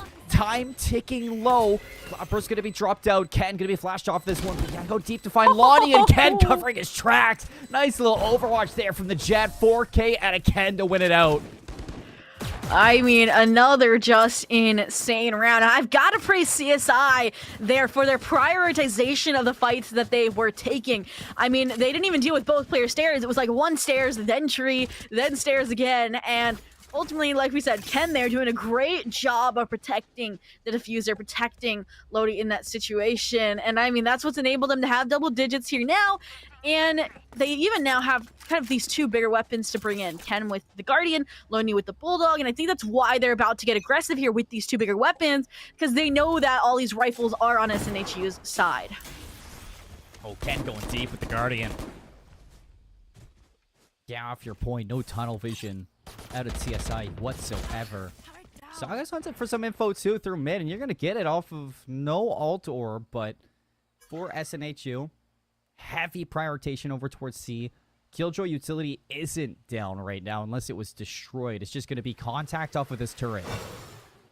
Yeah, High Tide going to try and help No them here. way. Try and divide these players on the entry. But it looks like they're still going to invest into things. This case on the other side of the map still works A. They're kind of now rethinking this C execute. Yeah, with the pick over towards A, that's going to be real thin. The High Tide was perfect, though. That timing couldn't be any more in favor of CSI. And because of that pick over towards A, look, Toxic Screen's going to be denying so much information that these players on B have to draw over. It's going to be a 4 or 5 versus 2. as this Cosmic Divide gets dropped. Yeah, I mean, all the utility as well, cutting off all these angles, and Shattered is just forced to fall back. Only a Deagle, not much they can do there. They're going to wait for the numbers from the rest of their team to come through. And I mean, this should be a pretty done deal for SNHU of a post plant. Should be. Should be. 100%. Should be. But, I've seen crazier things already out of a Stinger in a controller's hands. And all this post plant is for this outside, so this is going to be maybe potential for a little bit of a diffuse if they can put that high tide up. Shatter's going to be sticking this one, but Blitz, he's got it on lock. Knows exactly where to look. The gravity well, they're checking it. This is going to be an SNHU round. Whew. Yeah, I mean, great momentum, great kind of amount of pressure they were able to apply to those C main players, but I question the Cove choice there, right? They used the Cove to cross over instead of using it to try and stick the defuse, and that would have denied a lot of the utility and a lot of the spray that they were using, especially was able to kill Shattered in that situation. I mean, they had the high tide that they used to kind of deny the visibility. They could have used that to cross over. I mean, even then, if you just curve it back, like, it could have covered both angles at the same time. And I think that's kind of what we talk about, like, the harbor utility and its usage being so pivotal in a round. I mean, it can win you rounds, it can lose you rounds, it just depends on how you use it. Yeah. We're really nitpicking this, but it was like, an impossible already round to win to begin with. So, CSI, they've done good enough to get double digits. Let's see if they can continue forward. High tide's going to be used really early, expecting some quick pressure onto C. And there is a little bit of a gap here, so if you wanted to, you could walk up on this one if you're SNHU and set up for this high tide to go down and find some kills, but they waited out. Flash is going to be cut. Oh, that's tough. They were hoping that went around the wall. Yeah. But again, a very similar defensive spread coming out from CSI. This time, though, not really able to kind of take this A main control, leaving it all on Ken with the Blade Storm, who is ready to say hello, but Case returns the text equally and strips them away of that numbers advantage they tried to establish early back to this 4-on-4. And because of that space gain, because that duelist is out of the picture, they've continued to pressure this A site, and that's exactly where the execution is going to come through, but still have the rotations. And Lonnie's prepared back site, but that worst weapon isn't going to hold on for long. It is going to have to be the retake. Case is snuck through. Shattered's going to get caught. And now so much to do if you're CSI on this retake. 4 versus 2. Cove's going to be thrown out yet again without that high tide this time. They have to cascade. And that's going to block off Tree. But you have to worry about this player sitting onside. It's Blitz in a corner. Zaga all alone. You've lost Brantham. And the full spread from SNHU is watching every single angle. Starting to get their momentum back into this one, Zobi. SNHU have 2 fantastic rounds back-to-back. Yeah, I mean, Case really just going huge that round for opening up the A side and then even holding it down in the post plan. I mean, I thought Saga was going to have at least some magic that round. I mean, they were doing a good job of kind of cutting the pie, isolating these fights. I mean, they should have had Case there too. It was just the bullet string a little bit too low. And regardless, though, that effort does bring the Reckoning online, so it is a retake tool. And similar to the advice I gave SNHU, I want to see a CSI go for a 5-person retake. I'm not going to lie. I agree. I would like to see CSI play this a little bit more safer. They've been losing so many bodies so early. The question is, are they going to do that? Because again, win this thrifty round, they might have to feel pressured to, force a fight. And Brantham is here with the Marshall. High tide's gonna go down. And, that was maybe a chance. Case, you check this one. You do. Oh, that's brilliant. Yeah, and so is the follow-up on to Ken, and just like that, we said the aggression punish numbers advantage relinquished. Before they even get the plan down, there's only one player remaining, and it's none other than Saga, who is on the B site, currently now rotating towards the C site. Yeah, another unwinnable round for Saga. You gotta feel bad for the rotations over towards C. I've seen it so many times on defensive teams who just get caught with losing out on a player on a certain site, and with how big Lotus is, that rotation is easy to exploit. Yeah. So you start to see why this is an attacking favored map, and now that SNHU are starting to wake up in a lot of these gunfights. Case 18 and 11 kind of picking up, whereas Seikyo has had a slower game leading into Lotus. this is scary sights for, CSI, who almost seemed like they were in the driver's seat to put this one away and send us to Ascent. Yeah, I mean, the thing is, though, as well, we saw CSI kind of toying with the idea of that Lurk player to have multi-pronged pressure in the form of Shattered, but SNHU has taken that idea and capitalized upon it. They've had the Viper Lurk from Case. They've had the Killjoy Lurk equally towards the Beast site. And this time, instead of the 5-person retake that we've recommended, they're just increasing the flank pressure. They have 3 on C Mound, while Ken is left to solo defend A and is doing it beautifully. We've seen Ken go for those before, and he's died after going for the second one. But the fact that Ken gets away, the CSI are in an impeccable spot to find their 11th round. Look. Now for the pivot over towards B. Lonnie's already set up over towards the defensive side. Lonnie gets caught by Blitz, and they know a second one's going to be here. Viper's Pit caught out by the Reckoning. This raid take for CSI should be right off the back of this Harper, and Ken might be looking to be the first one in. Yeah, they're probably going to go off this information from the Thrash, but it won't connect. It's actually from the Showstopper, and Case drops the pit, but that will make them lose the round as Braintham finally has the kind of reserve to play their life, to play for the objective. And like you said, it will drag them across the finish line into their 11th round. Yeah, I mean, Branitham has been playing. He played amazing back on Haven. Now following up with that with so many impactful kills on this Gecko. I mean, back on Haven, I think if there's one person that we could talk about, it was this player who, albeit 10 and 16 on the Omen, still was very impactful in the minimal rounds that they did win. So now finding their 11th round, that is huge. SNHU, they have to force up here. You don't want to give up that map point just yet, but Case goes down over towards A, and you no longer have this Viper. I mean, I talked about how important these lurks have been, and now suddenly CSI is shutting them down one at a time. Again, though, we're also seeing kind of Braintham play a little bit more reserved here, maybe playing off-site. Shattered, though, kind of reprising this Killjoy role off the utility, trying to play for these initial frags. Just waiting for that mosh pit down. Dizzy's going to be thrown as well to see if he can help out Shattered, but Killjoy's only good for the one, and Sega's going to get caught, so that's the equalizer for SNHU. But as they get the spike down, look how low the health is of these 3 players. Yeah, but they got the regrowth, so no problem. Facts. Nothing kind of wasted here. My only concern is they don't have any controller left. And this Cosmic Divide now has just fallen. So these are free sightlines, free fights to be taken from CSI. And we know that they like to take them and win them. Ken, going huge again, has so much utility still to work with as well to further deny this plant. Ken has really been stepping up in this fragging role. The Slayer of the squad finding another one for the round with helping out Branitham. 12 rounds acquired. Map point for CSI. I'm feeling the ascent, Sophie. We might go all the way. Yeah, we will. And with these 2 comps from CSI, I do not even know if they're going to go with the standard 5-player composition over on Ascent. Regardless, though, Natlis is going to use that second timeout here. They probably should have done it a few rounds prior, but better late than never when you are at this 12-7. And, I mean, what even is their gun situation like, Seymour?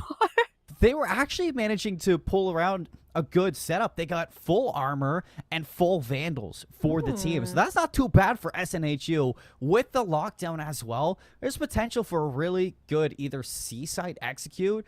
There's actually a really good chance for any site execute with this lockdown. It's just the only thing that SNHU have really been struggling with, where they were almost untouchable back on Haven, has been these opening picks where Blitz was finding so many first bloods for the team. Same with Seikuo. They've really been shut down here, and CSI has been doing a good job at that. 13-4 for Seikuo, 10-18 for Blitz. Neither of these players have been as impactful for the opening rounds as you would have hoped for an SNHU fan. And the fact that Case has been caught out over towards A time and time again in the second half, Ken has been running rampant all over this SNHU team. So they have better strategized something as a full 5 squad to get this lockdown to be as impactful as it can be. Yeah, I was kind of skeptical of the jet pick as well. I was thinking maybe we'll see an operator, maybe we'll see some magic out of Ken, but they're just going for the full aggression time and time again, including this round. Tailwind is up, trying to pressure off of this Aftershock, but nothing found. Now the ground's being relinquished in case they'll live to fight another day. I feel like Lonnie kind of just threw that aftershock to put a leash on Ken. Like, okay, don't go too far. Don't give up this kill. Either way, looks like C is the end goal here. And look at finally a pivot from the defense out of CSI. Both players playing offside. They know that they've been dying so early into this round. They're going to just trust the Killjoy utility to hold long enough for the rotations to come through. And they are going to probably play for this lockdown. Play for this 5-person retake. Look how far back Potato is, though. It's taking a long time to use this ultimate. Already the players on B are favoring over towards the C side. They feel it's been too quiet. And there you go. Case is killed. So it's almost a sure thing that this has to be a C side hit. You should run. Exactly. And as the first lockdown will go out, there's only 30 seconds left. And I mean, it looks like the plan is just to try and go for this retake. But for now, the lockdown will push them off. We'll have to stall out this timer. And we're gonna have to see how it goes. Puts it down, re-evens the playing field, and look, even the correction on the Cove to try and get somebody on the bomb through the high tide. But here, starting out, is the Astra utility. It is its post-plan potential, and the Gecko is vulnerable. It'll only take one bullet, but even that's not landing. That's perfect. That's exactly what I wanted to see. That's exactly what you wanted to see too, Soapy. Making the most out of your lockdown. You put Blitz so far forward, you clear out Lonnie, who definitely should not have been that far deep into C with how passive their C players were looking at the start of that. And as soon as you equalize in numbers, you set up the spike to be planted for Mound, and that is a complete counter strategy for the retake lockdown that CSI put down. It's brilliant. Yeah, no, completely. That might be exactly what they need to start clawing their way out of this hole. I mean, that came out of a timeout, too, so that makes it even more impressive. They only need 4 rounds. This is a thrifty, so theoretically it should be in their favor. So they just have to win these econ cycles for CSI. They have to be perfect, though, to get it done, to close out with a 2-0. And so far, they've been doing a job denying Saga this orb control B main. But look how far, again, Case has crept A main. They've dodged the bullets of Ken for now, but can it kind of continue this way? That's the second time that Lonnie's been caught in a very wide open position. It's a thrifty round, so, you know, I'll forgive him. But at the same time, it's a thrifty round, so you really need to have your initiators alive. So SNHU trying to march down towards their 9th round, heading back over towards C. Case and Blitz pushing over towards A. Nothing solidified just yet, but Saga might be able to get some information on this rotation. And Saga's going to go down, so not able to stay alive. Yeah, SNHU, this should be the round. Yeah, I mean, information, though, Garnish. So Ken's able to get into position here. Has the blades online, but that is about it if they want to invest it. Looks like they're just going to try and play retake with this classic wait for the team to come through. I don't think this is an ultimate round. I don't think so either. There's no reason to use the blade storms right now with this being that. You're hoping to maybe do some damage. You cover the Vandals, so this is a little bit better than Blade Storm, but without that armor, you're just going to be picked away from this. They know exactly where Ken is, and they're being so cautious of this player. Stunned up, and Seikyo is going to finish this one out. 9 rounds, like we were expecting from SNHU. Only losing out on 1 player, so that's not too bad. Yeah, of course. And the fact that they were able to shut down Ken, who was only 2 kills off from a 30 bomb, is exactly what they need to do. They need to kind of pay more attention to them, because they have just kind of let Ken run loose a little bit in terms of how much A main control they've been taking. They're kind of just letting Case go to their death, which is their own top frag, who has shown this clutch potential time and time again, but 90% of the time they aren't alive in the post play. The rounds that they are, they've won pretty easily as well. So I like the decision they had to go as slow as they did, and then the final repivot to A. This time, though, it looks like they're headed back to C, which might be the wrong decision here. 3 players actually blitz. The first one to get the first blood, yeah.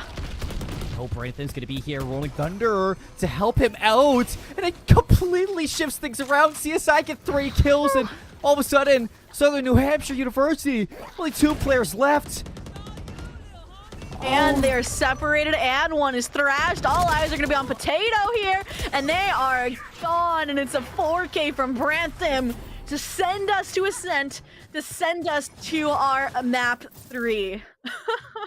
We get a map 3? I mean, That was insane. It's 100% opposite day today, Zopia. Neither teams want to win their map picks, apparently. Haven, it looked like SNHU were about to soar through this in a 2-0 fashion, but with a little bit of a mixed bag of a composition. I love the double initiators that we are seeing from CSI. I mean, the Gecko was incredible. You know, Lonnie, although he wasn't having the best when it came down to the score line, it was really impactful in the way that these Rolling Thunders were able to retake sites, or even on the offense when they were able to execute onto these sites. CSI, they had the right idea going into Lotus. Yeah, no, I agree. Lonnie looked like they were a little uncomfortable on the Phoenix utility at times over on Haven, but the Breach utility was consistently placed in a fashion to enable Ken to get that forward A pressure on their defense and essentially shut down kind of the plan B or C that we saw SNHU want to go for in the later round. Regardless, though, I agree. A huge shift from Haven just in the fact that SNHU seemed like they were getting such solid reads, they were controlling the momentum, they were basically playing multiple facets on Haven, and those were just shut down here on their own map pick of Lotus. Regardless, that does mean that Ascent will be our map 3, which you'll have to stick around to see who can close out this saga, no pun intended, of map 3 of a series on Ascent.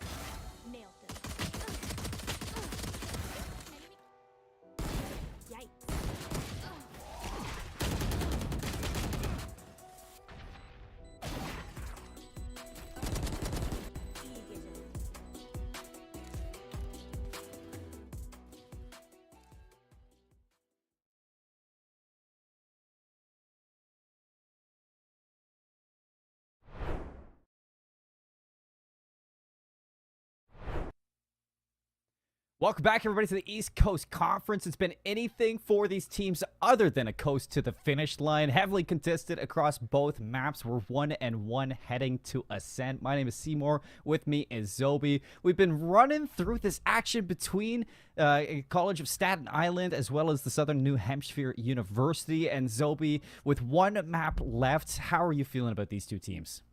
I mean, I definitely feel like this is going to be the closest map yet. Map 1, Haven, 13-4 in favor of SNHU. Map 2, 13-9 in favor of CSI. A complete momentum shift in their favor considering how dominant SNHU looked on Haven. So now we go to Ascent, where both these teams should be comfortable. It's the other staple of Valorant competitive.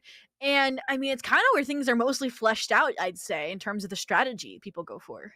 There are not too much ways to mix things up in composition, but I'm sure these two will figure out a way to change it up, Yeah. Sylvie. I mean, we were talking about in the break, what are they going to pick when it comes down to composition? What can they pick? Will Lonnie flex back from the Initiator to the Duelist and possibly show a double Duelist for CSI yet again? I personally hope that they stick with these Initiators because, I don't think that double Duelist really paid off back on Haven. And even though these are still very comfortable maps for these players, we saw back on Haven that if they go for the strategy that is just one-to-one strategies, just try to frag out and try to hit SNHU right head on, it's not going to work. So I'd like to see CSI show some depth like they showed on Lotus.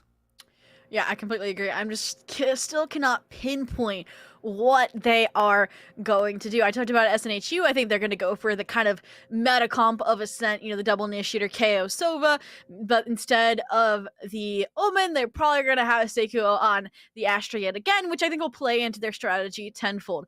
Otherwise, on the other side of things, like I said, I don't see any of these players as KO players. I don't know. It's just not in my mindset of analysis from Haven or Lotus. Do you feel the same way?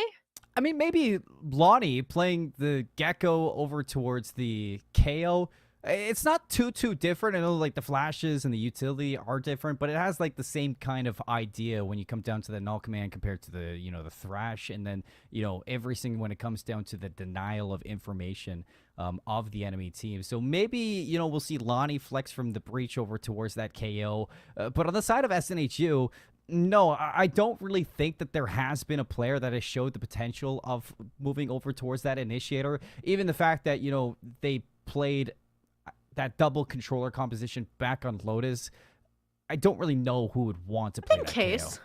I could see Maybe Case because Case was on the breach and was doing a great job in terms of leveraging the utility. Like you said, they've always been kind of in the background. At least they were on Haven, so I could see that. And then obviously they had that Sky player, so they could be the Suka was the Sky player, could be the Sova, or vice versa. You switch those two up, kind of with each. Regardless, yeah, I'm wondering if we're gonna see kind of any lurks coming out from the Killjoys, because that's something you kind of consistently have, especially towards those executes, is you have that Killjoy start tiles, work mid or work tree, and I feel like we've seen kind of the promise of that from both of these teams, especially considering it was SNHU on Lotus that had those two-pronged lurks from the Killjoy and the Viper, was just shattered moreover for CSI. Regardless, though, we can see if our predictions are correct. So far, it looks like both of ours are. Lonnie with the KO and Case with the KO. So, I mean, maybe we can read these teams like a book. Yeah, maybe we're just starting to get to know these two teams on a little bit of a personal note. I mean, we've already been through two maps, so one more to go between these two. I was a little bit worried to see Case move into the KO role because of on the Viper, how oppressive Case really was, being the, the main fragger back on Lotus. But moving over towards the KO, we saw how Case was able to support back on Haven with the breach, so potentially able to go back into that role for Seikuo to, lead into that entry fragger for the side of SNHU. We're going to have to wait and see how things go. I mean, we're just throwing hypotheticals out here right now, Zobi. For folks just tuning in, we got a banger in week number 1. Who would have thought that these two teams would be so heavily contested after what we saw on Haven? But you're watching the East Coast Conference featured on Esports U. It's only week number 1 for these two teams. And College of Staten Island are now looking for an upset over SNHU just to begin their season. Yeah, and I mean, these are the reigning victors, so that would be one heck of a statement to start out with in week 1. The other thing, though, that I want to point out about these two team compositions, though, Seymour, is Seikuo is on the Omen. They have not upheld their Astra choice, and I'm hoping that they don't feel lost, because we obviously saw them not do as strong of a performance over on Lotus on the Astra as they did on Haven, and I'm hoping this doesn't just kind of hunker them down even more into that standard player, and instead I'm hoping that this does kind of provide them that momentum shift, that kit shift that they need to start fragging out again, because I do think that was one of the win conditions, or I should say the dominance conditions for SNHU over on Haven. Yeah, I agree with you. I was kind of expecting the potential for the Astra because of, these chokeholds on the defensive side that you can really hold, leading into the gravity wells to combo in with maybe a player looking for those first bloods, albeit Blitz was fantastic at that back on Haven. Was kind of maybe expecting that combo to come into fruition once again here on Ascent as well. But for that Omen, I mean, this is going to be a complete different change of pace for Seikuo, but at the same time, maybe more of an opportunity to be aggressive in that entry fragger role for the team, because if you can, TP onto site, TP off of site, it allows you to be more dynamic and kind of spread yourself around the map a little bit more. So you're going to have to see if Seikuo can find that form, because at the same time, we're talking up Seikuo. He was completely shut down back on Lotus. Oh yeah, no, completely. And one of the people who were able to shut them down was Saga, who is reprising the controller role, this time shifting over to the Omen pick, which is interesting considering it was Braintheum playing the Omen on Haven. So you would kind of assume that they would be the one to switch, but I like the fact that they are on the Sova consistently because of how well they did on the Gecko over on Lotus. Regardless, though, we're jumping in to the action for map 3 of, CSI versus SNHU in the East Coast Conference, and it looks like right out the gate we're gonna have obviously SNHU on the attack, which is already a difference from map 1 and map 2, but they're going for more of a defaulted approach on the pistol of all things. And Seymour, we know they haven't won a single pistol this series. 0-4. I mean, there's always a chance to turn around, and I'd say you miss 100% of the shots you don't take. You can pull out all the quotes you go right now, and I guess if you win a pistol round now on the last map, that's where it really matters. Yeah, I mean, map 1, map 2 out the window. They don't really matter. All that matters is this map.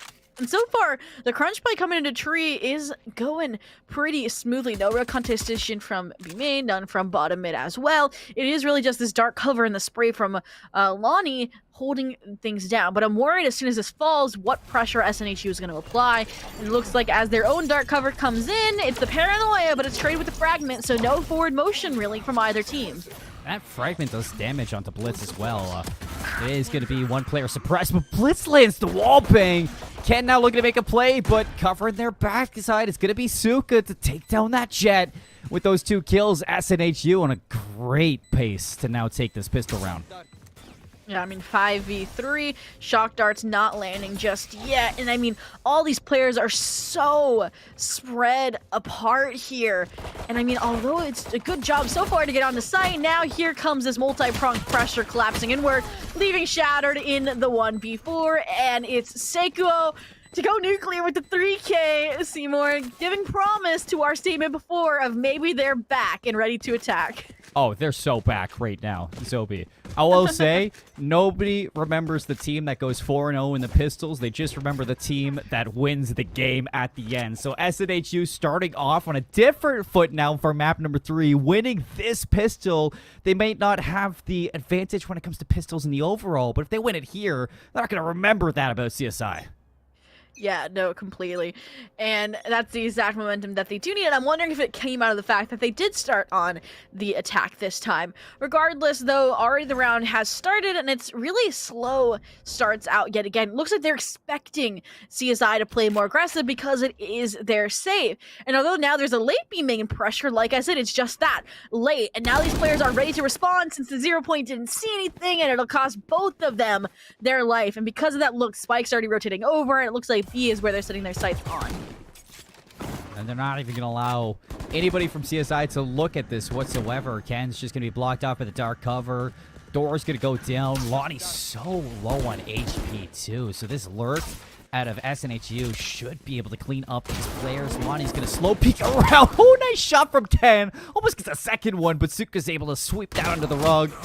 Saga, the Frenzy at range is definitely not your friend, so Suka's able to clean up that round. 2 quick ones out of SNHU, and unlike CSI after their pistol rounds, that was a very clean bonus leading into this third.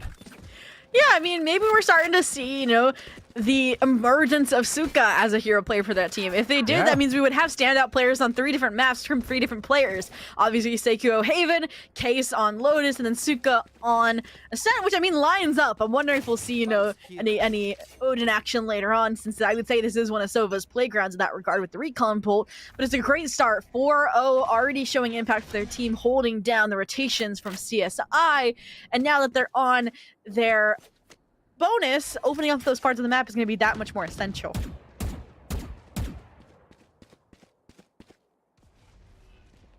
Spice should be down just outside of B. A little bit of pressure over towards tiles. The Owl Drone is looking for information. You spot the 2.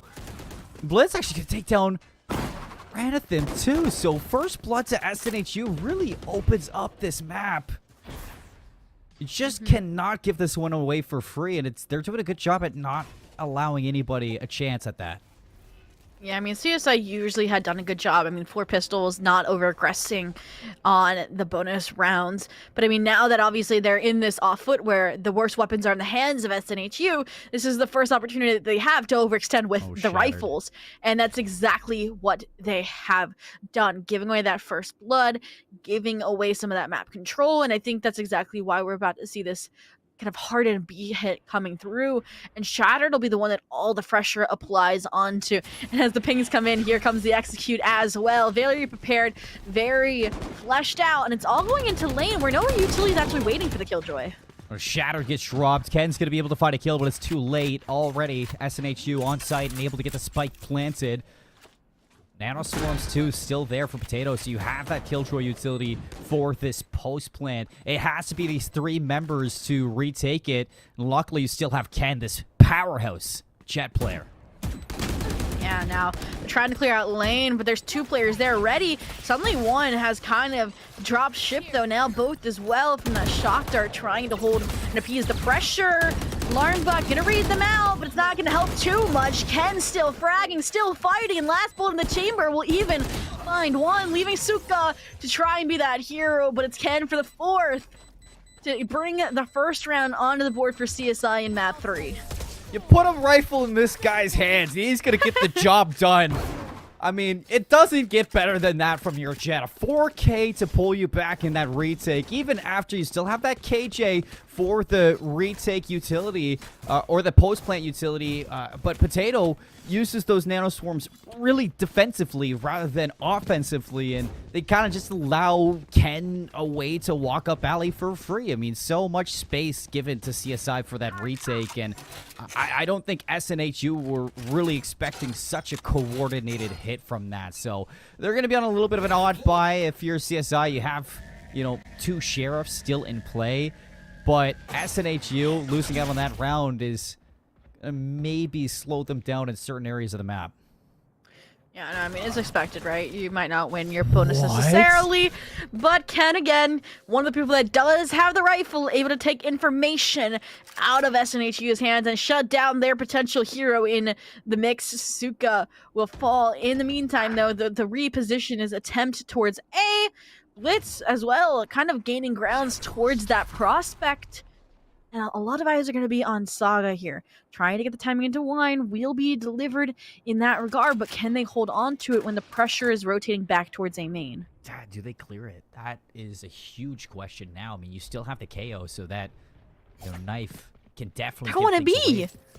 But they're going all the way back over to B, yeah. I mean, the Jets are doing God's work right now, but Ken's going to be on the opposite side of the map. You have that Killjoy turret for information, but no nanoswarms placed down, so there's no chance to really slow down SNHU when they decide to execute. Shadow doesn't even have the nanoswarms. And I mean, they're so visible here on this button position too, with only a deagle. It'll definitely take kind of a flick of the wrist to get this done. And they can't even do that now. They're playing their time, they're playing their life. No, the Brantham will be able to get one and get onto the site. They're so low, 10 HP. They're gonna have to take a hero play, and that's exactly what they're delivering on. 9 seconds, almost gets Saikyo as well. And just down to the clock, they get the spike down, and it's Ken alive and winning for their team. They just need to give Ken time. That's it. They just need to give Ken time. I mean, Brantham with the Sheriff is just a different beast. I don't have to touch on that. And, you know, through Haven, Lotus, and now Ascent, he's just been putting on a light show with this weapon. But when you're allowing the Sheriffs to slow you down like that, when there's no Killjoy set up to really allow or to really slow you down, I'm surprised SNHU took so long to execute onto that side. It gave Ken the chance to rotate for the team. So SNHU, they're doing all the right things. They just need to speed it up a little bit. Yeah, and I was about to say, I thought they were going to start out this round with a huge momentum shift. I mean, Saikyo was ready with the paranoia, but something has stopped them in their tracks in that regard. Now they're trying to play this high-low, trying to figure out a way to navigate this one way, but exactly as it falls, it's actually the Deagle shot to open up the round. Fragment's trying to delay, but it's disrespected by the Bladestorm. The execution's coming through. The site is no longer occupied, and Ken's not even going to challenge that. Tailwind out, it will be a site plant. Ken tried. They tried. Shadow's going to be able to find at least a late pick, so it's going to be a 4-on-4 for the retake. Not really looking at a whole lot for ultimates in case of CSU. It's got to be down to the guns, and Blitz gives it away. Now numbers for CSI. The knife is going to show so much information that there is a close hold from the rest of SNHU, so it's just got to be down to these Vandals. Zook is able to bring one back. Another Sheriff's going to ring off for a headshot. Lonnie is going to bring things into the advantage yet again, and Lonnie with 2 to put it away. We said not much of a Slayer back on Lotus, but you still need to give him respect. I mean, yeah, that round, Ken really was the bait there. They were trying to track them, but Lonnie was like, I'll take the frags from you in that regard. I can be the star player this round to keep us ahead. And just like that, they will pull forward on to 3 rounds. And it is going to be, though, potentially another rifle-on rifle action. Shattered actually might not even want to buy here. They're trying to debate the selection. Thanks. Okay, they gotta buy. Just had to ask for a little bit of help. In terms of ultimates, Lonnie is 1 away from getting that null command. You got Hunter's Fury just on the brim for Brantham. Well, Hunter's Fury active for SNHU and from the shadows. So if SNHU really want to, they can drop the spike elsewhere, put pressure onto one side of the map, bait out these players, and then from the shadows back over towards the team. It's just... are they going to be able to put all that together?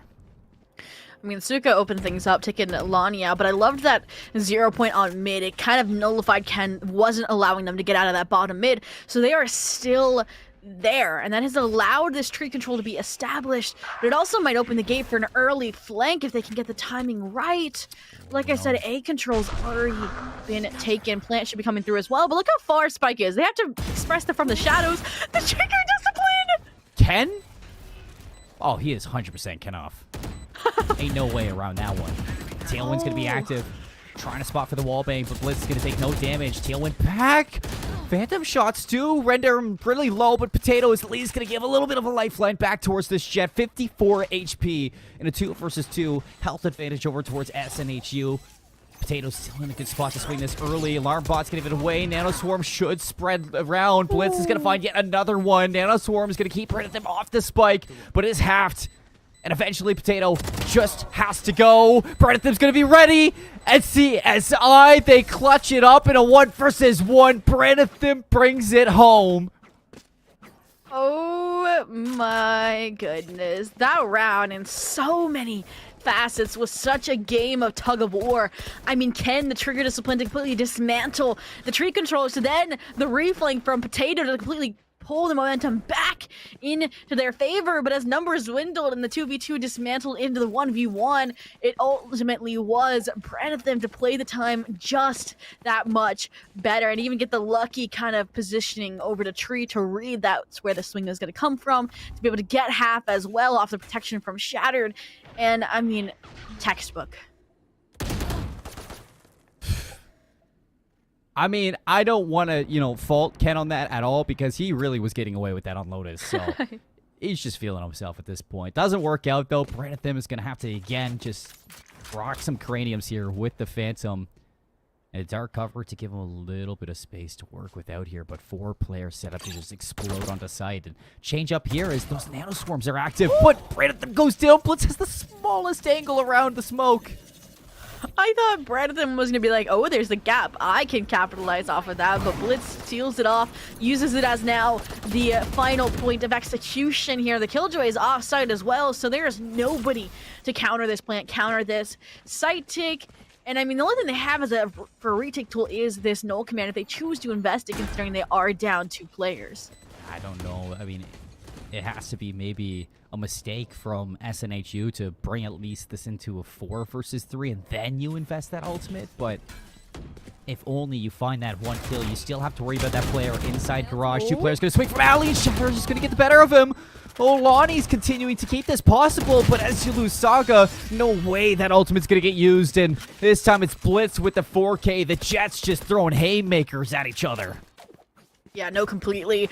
But even though they lose that round, they are not going to go down without a fight. 5 ultimates on the board. So if you need a momentum shift to come back after a loss like that, this is the round that I think it's going to happen. And I mean, although the momentum might be stalled out a little bit by this tech pause from Branitham disconnecting, regardless, I do think that they have a good shot to bring things back and make sure that their lead isn't given away.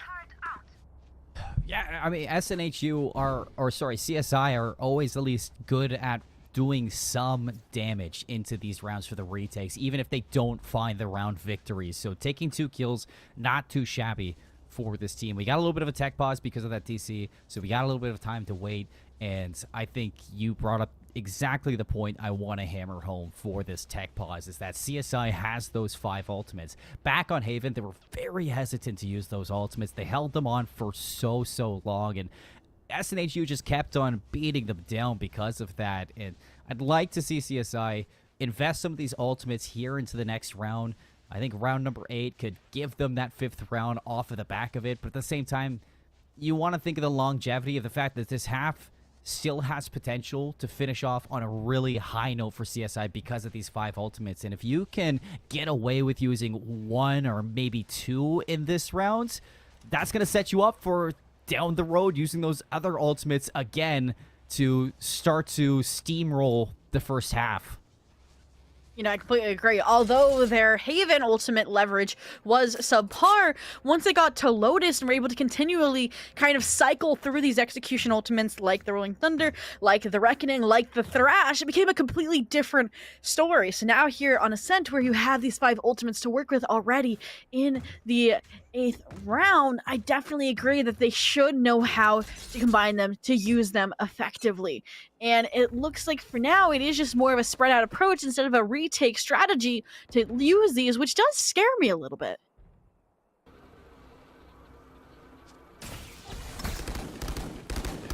Yeah, I agree with that one. And Brandon's gonna go down, so you don't have this Hunter's Fury anymore. That is such a huge kill to get, and Shadow's gonna be headshot from that one. Lockdown going to be dropped inside of Garage. Seikyu back over towards A. He's gonna take down Saga, and that's full call to get this spike onto site because Seikyu was the one holding it. Yeah, but I mean, already Lonnie is there ready to challenge as well because they know the rotations are coming through late, and because of that, unless they whiff the whole clip, they should have had Case. but ultimately that means it is a 2v5 situation.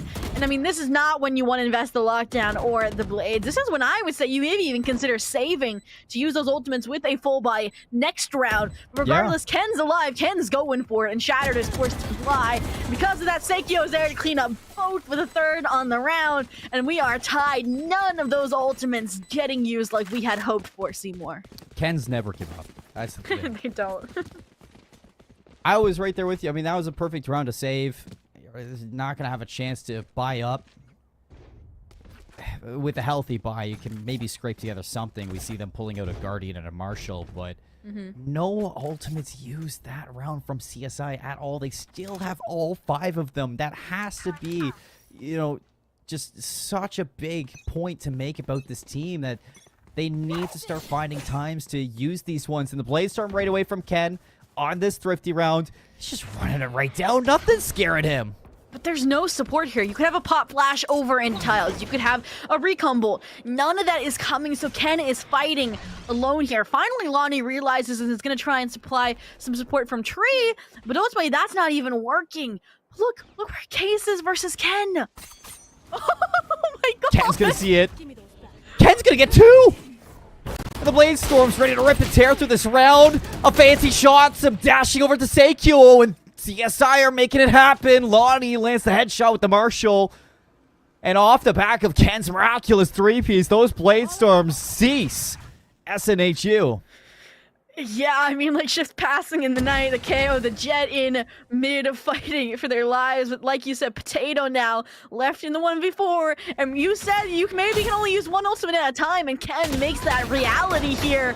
But suddenly, Potato, good for one, but ultimately traded out. And it's actually the Thrifty that we were potentially criticizing that gets them the round and gets them the lead back. And I mean, look at this last round. I mean, look at this. How long? The tension building and then Shattered. I mean, the sonar dart gets put up right in the middle of the map, but instead of Ken destroying it, he throws that cloud burst right underneath at his feet.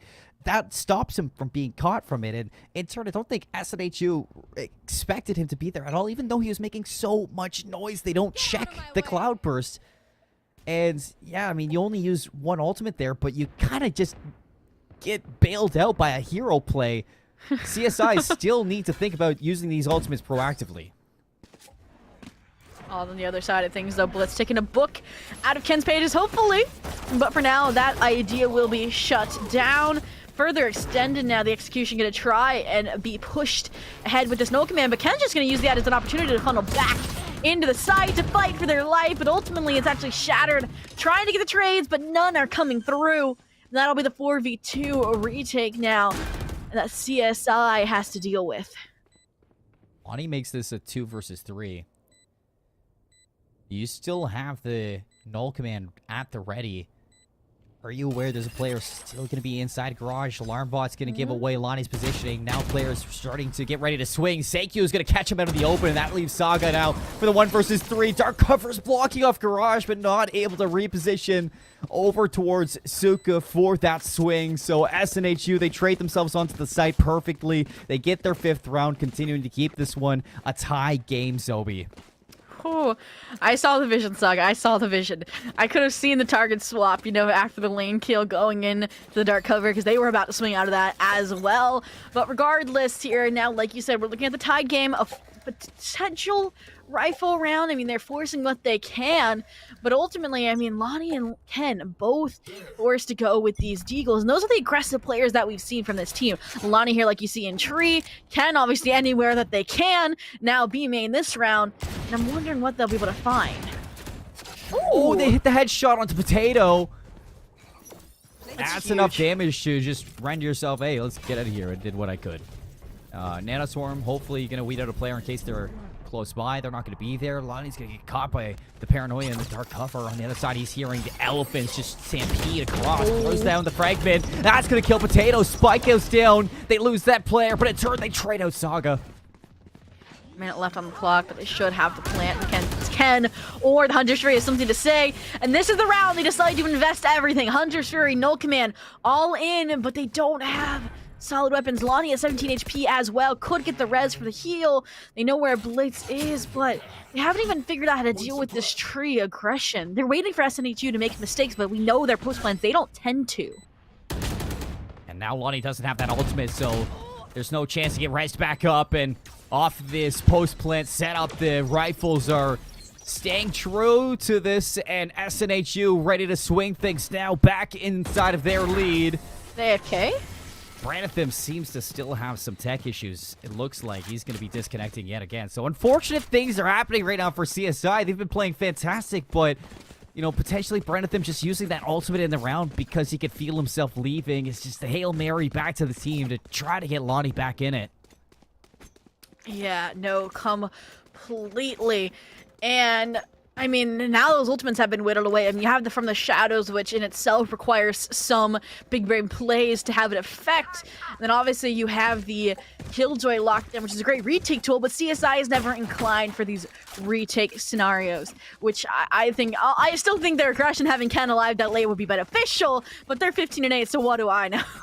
Yeah, I mean, Blitz back on Haven was kind of the opener for the team. Again, really overshadowed by Seikyo's pop-off performance on that Astra, but Blitz was doing a great job at finding those first bloods and staying alive throughout Haven. Here on, Ascent, it's almost a similar case where Seikyo still is having that incredible performance when it comes down to the slaying, but Blitz is right there entry fragging alongside him. I mean, the Jet is now being a lot more active in front of the rest of the team, and it's really paying off when it comes down to SNHU's trade potential on these executes. Yeah, no, completely.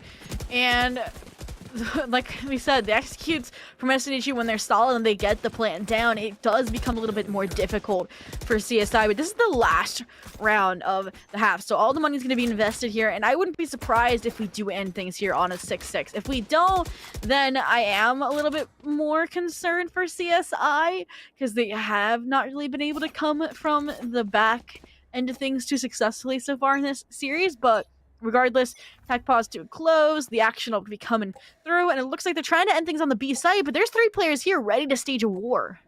Yeah, Blitz spearheading this attack, but Branitham and Loney, they shut them down, they lined them up together. Shadow's gonna get caught in the open, blind as a bat.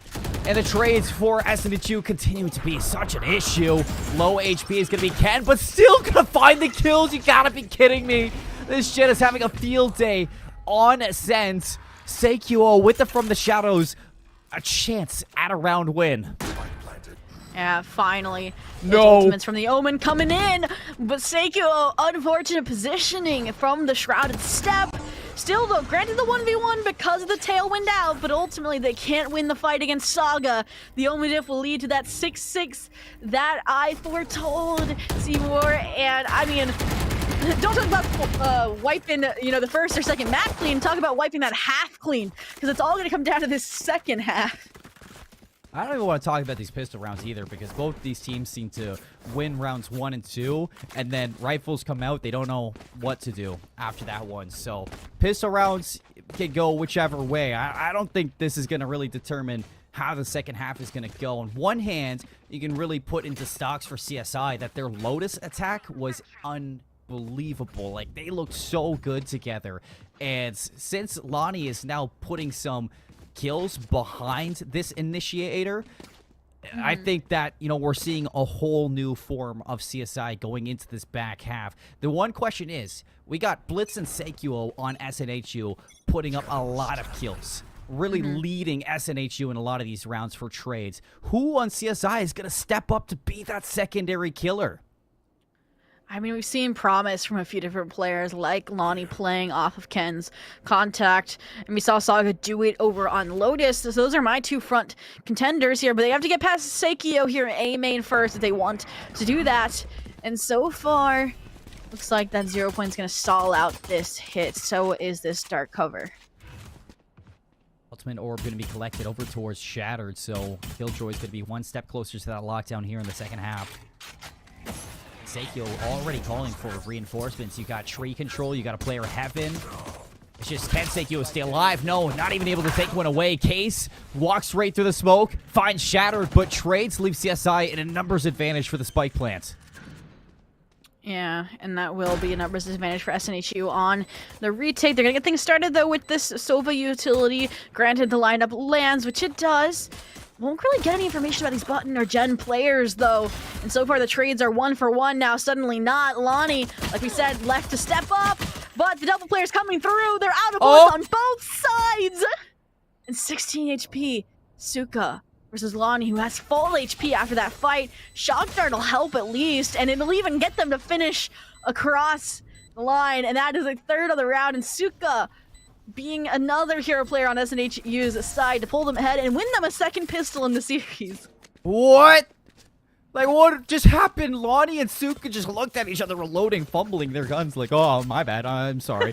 But at the same time, a 4 versus 3, they had no information on the flank, so everybody was kind of scattered, looking all kinds of different angles. But when you see all 3 players, you have to turn and trade out together with those numbers. But you can't take that away from CSI. Blitz just put on a show with that Ghost. I mean, he hit so many headshots. Same with Suka leading into that.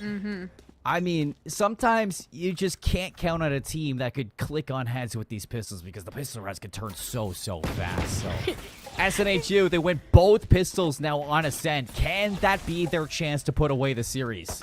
I mean, Shock Dart making it seem so as well, giving them a great start, getting that damage off of Ken, their top frag, no heals in sight. But I mean, at this rate, it does look like the 3 amigos for SNHU from Suka. I mean, they're one off from passing Seikyo in that situation in that regard. But regardless, it's CSI that, like you said, really needs to pay attention to who's fragging, who's stepping up for their team before they fall behind. Because this should easily be now a 2-round lead for SNHU with these better weapons. And I mean, they even have the information that there's this many players be main still. Yeah, they've cleared out A main, so they know that this is probably going to be a hit towards B. Now the Albatrone's going to secure that. Rotations are already here. CSI haven't made a single play. You're starting to see that there's no really confidence after that last round, losing out on it. Still 40 seconds, and it seems like they're playing for the rotation. But now with players in the middle of the map, Seikyo is going to hear everything, and he's just feeding that over towards Case to wrap over and re-rotate back onto site. Yeah, I'm wondering if this is a good decision. I mean, SNHU has already beat them there on the rotation as well. The only saving grace is nobody's taking up this tree position, so you don't have to worry about this multi-pronged pressure. But I mean, there's even like somebody lying in wait on dice, and as long as they can push you with these better guns, time is in their favor. 2v5, they might not even get the plant money in this situation. Yeah, look at the pressure from Case, and now Saga's left with a Deagle and Spawn. Could ask for a better round from SNHU there. I mean, they played it perfectly with Seikyo clearing out A main, getting all that information, the rotation over through mid, information from the Owl drone. The patience from CSI kind of kills them there because it allows SNHU so much time to pivot and readjust to your strategies. I need to see CSI just ramp up the pace, play together, hit a site, back on Lotus. That is kind of what was allowing them to break through SNHU, was just their sheer will to attack together. But in these first 2 rounds, I saw a CSI team that was a little bit frightened on making that happen. So now with the rifles in hand, let's see if they can gain that identity. And Seikyo opting in to just tuck away into wine. Now you got to think that if Blitz is going to sell this, do they recheck that? It's hard to tell. But for now, once again, CSI seems to have lost that kind of aggressive tendency on this attack. Lonnie, though, maybe giving us a taste of it coming back here, but they still haven't jumped over the hurdle that is Seikyo. And that paranoia is going to hit everybody. Luckily, there's no spray transfer in sight, but that still gets one. It still stalls out this attempt. We've seen them retake this site already once, albeit it's just pistol rounds. This time, Case is still gonna find Sega, and Suka's already beating out this smoke. It's a 1 versus 1. Lonnie this time a chance to once again clutch up first team. Has to recover that spike, and while this is all happening, Potato can just play with him with sound cues. For now, though, it is this 1v1. 0 points so confirm. Nobody's tree. They have the timing, though. And Lonnie giving us hopes that they are that second hero for CSI. I mean, Lonnie finally clutches up in that situation. It didn't happen before. Started to get a little bit worried there. I won't lie. Even because Potato fundamentally played that really incredibly well. The sound cue onto glass, doubles down with breaking over towards that door, and quickly readjusts to heaven. No hesitation at all from Potato. A real chance to win that one out in the 1 versus 1. But big round there for CSI to cut that momentum early on. A lot of damage done, though, from SNHU, so CSI not going to have the best buy going into this next round. This needs to be a round win for CSI, and it needs to be clean as well.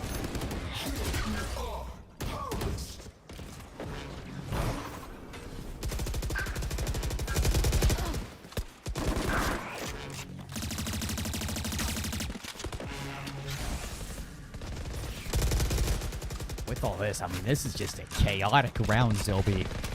Minute 5 left. We're in a 3 versus 3, but nobody's really been able to do anything at all. Saka's going to pull from the shadows, losing out on Lonnie. That's going to put Brentham really in a situation to do everything alone. The alarm bot's going to give away Saga, and he didn't even have the spike. That would have been such a smart play if he had that spike, but instead, it's just SNHU once again finding their footing here on Ascent.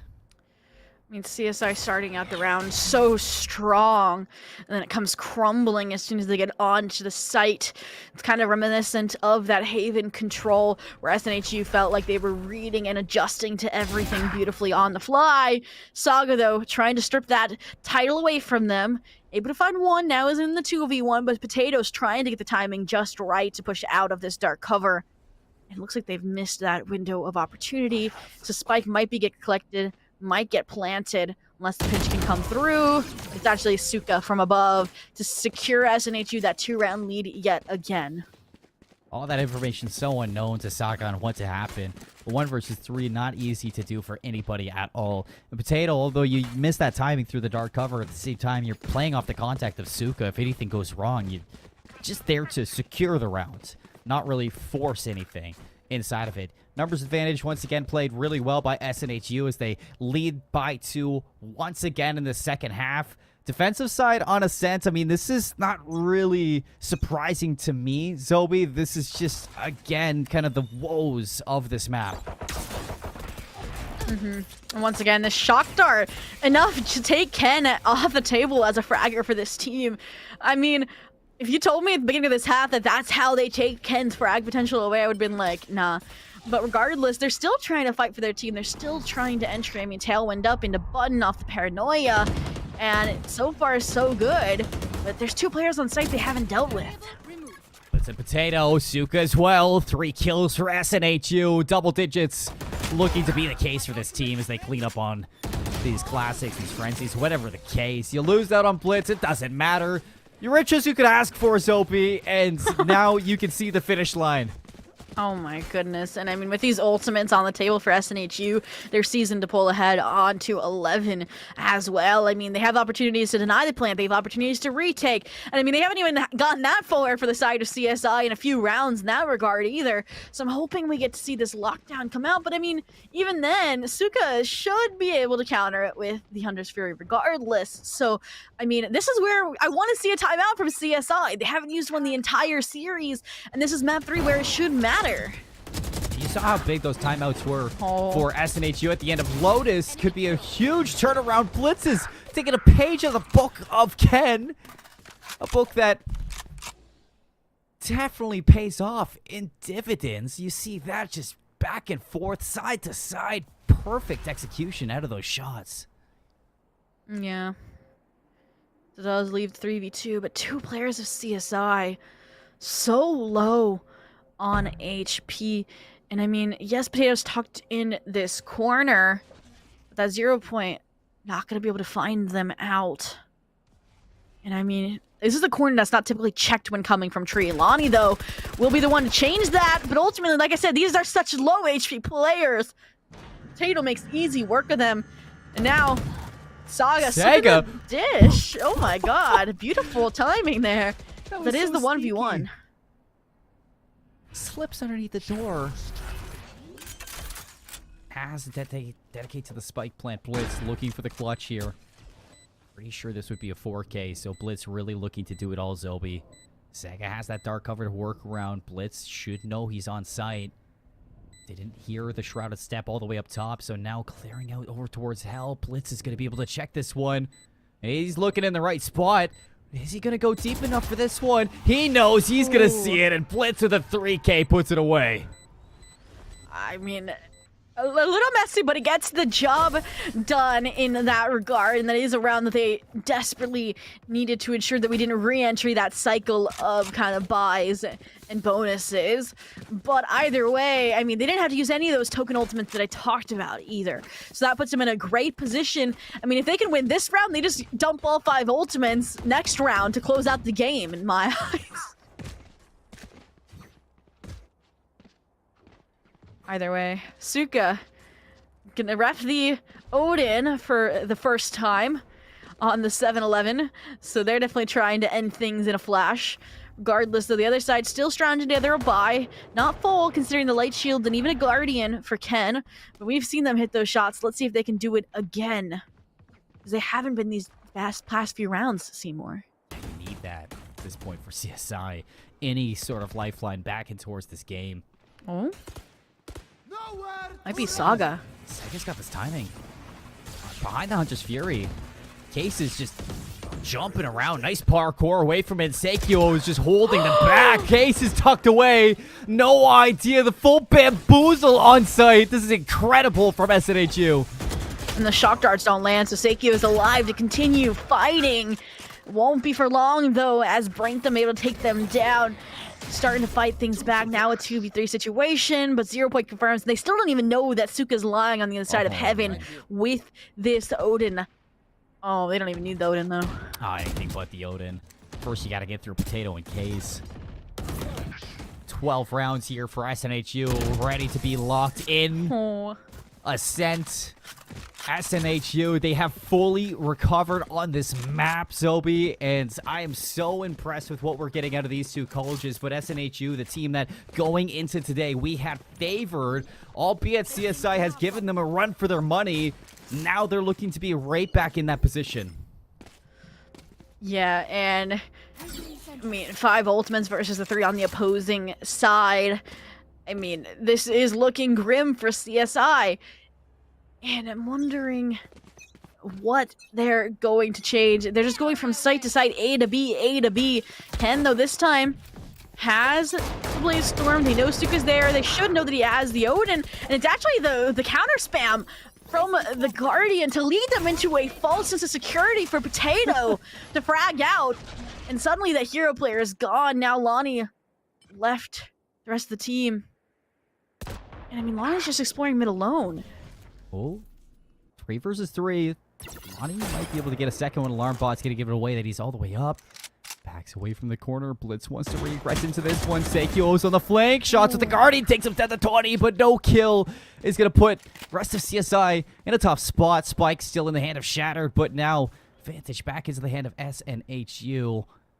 Do we go to A? Do we go to B? No alarm bot through market, so maybe a chance to walk all the way up through mid, but with Seikyo low on HP, this might be a rotation back over.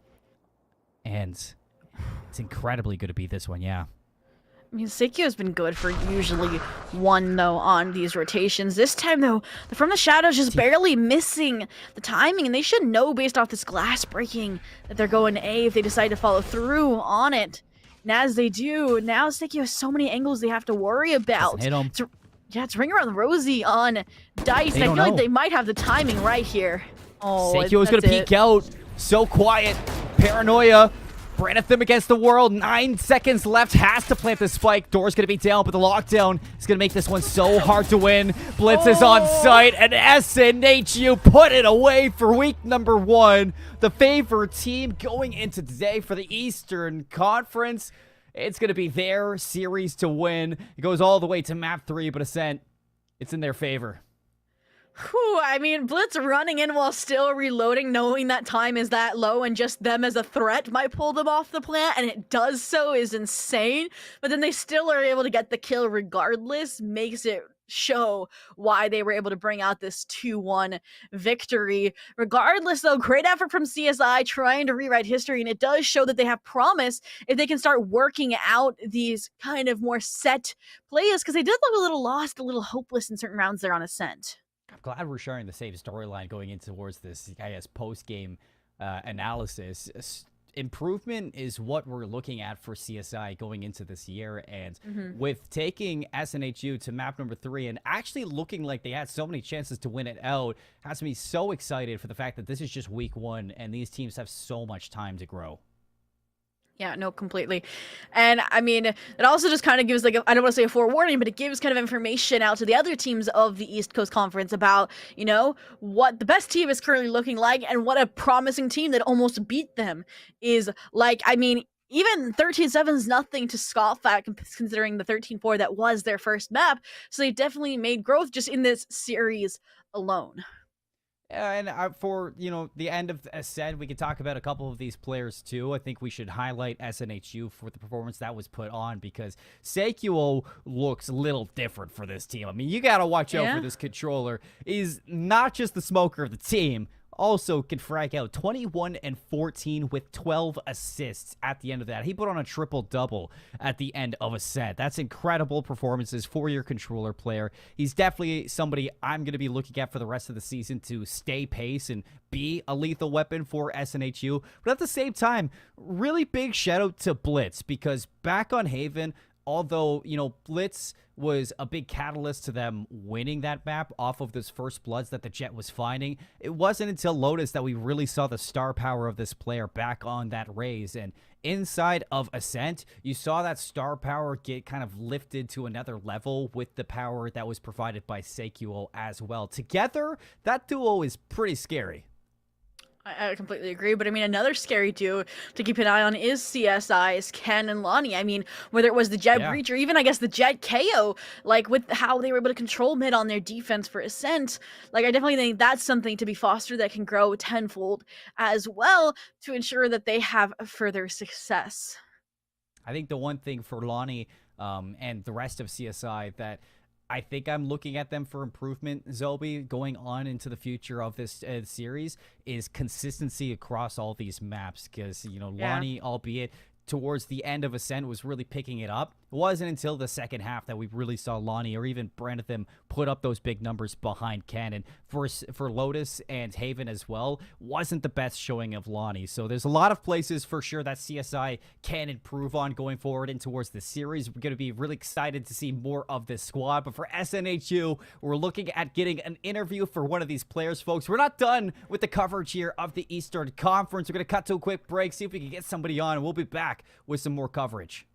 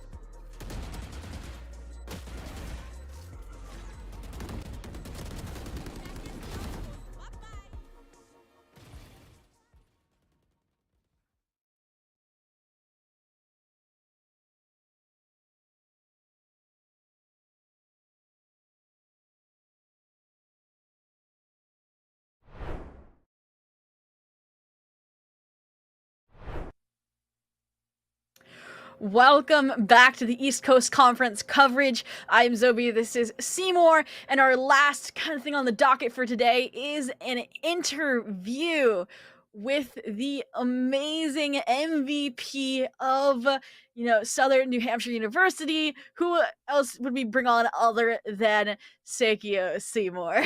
I don't know who else. Welcome to the interview, Seikyo. Congratulations on the victory. How does it feel?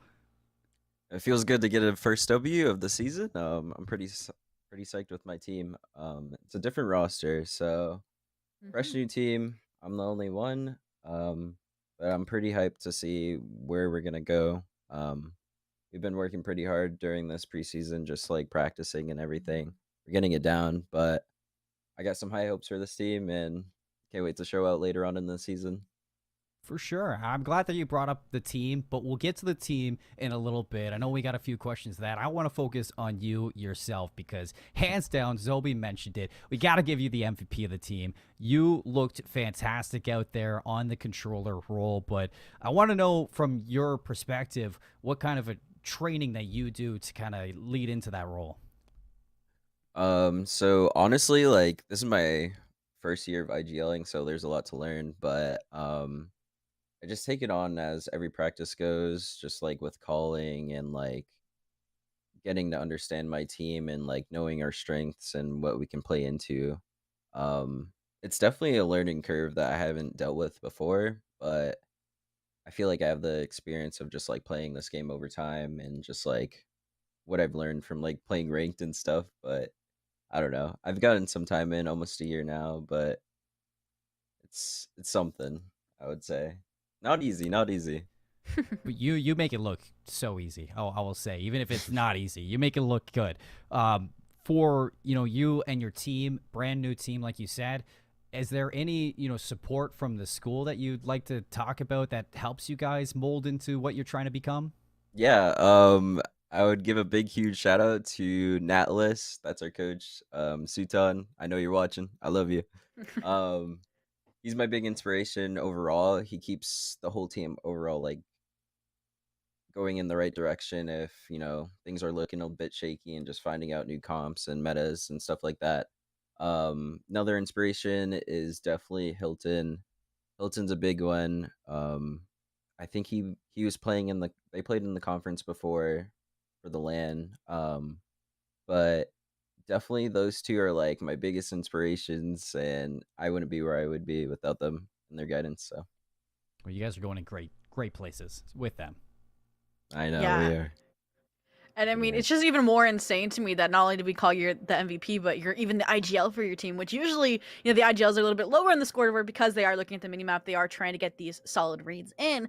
But I mean, I want to talk about Haven, where the reads in my eyes were the most insane, specifically like the 2 retake attempts that you guys had with the ultimates, whether it was the C or the A sites. So Mhm. I just want to know kind of like what were your rotation or mid round like calls, or how are you able to set up those situations so perfectly to stay and control the momentum as solidly as you did?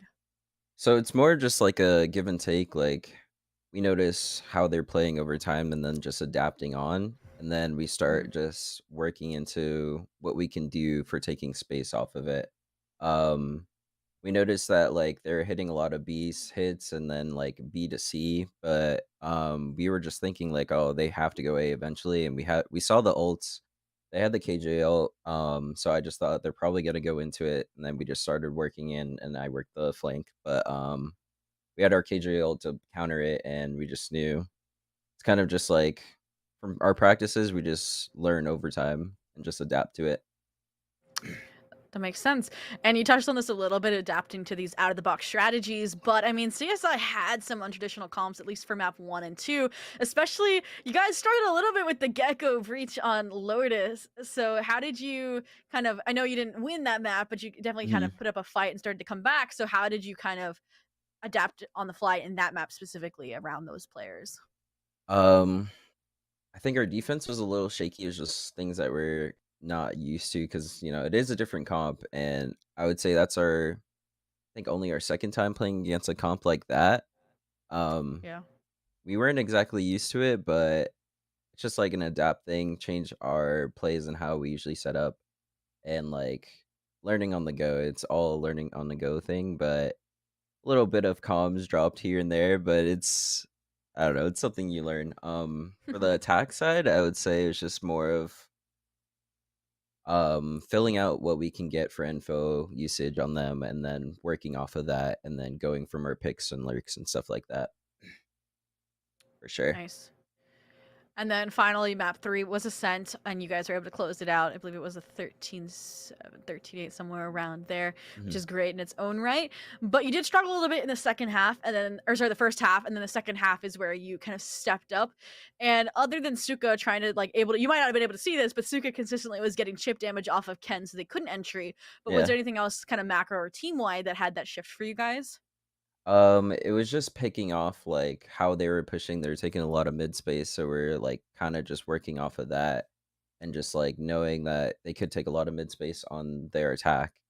So our defense, we just had to be very cautious of that. We had the util there, and like just taking space if we're giving up a lane or anything like that was like the main play or going for a pick when they wouldn't expect it, which definitely caught them off guard once or twice, but just switching it up overall.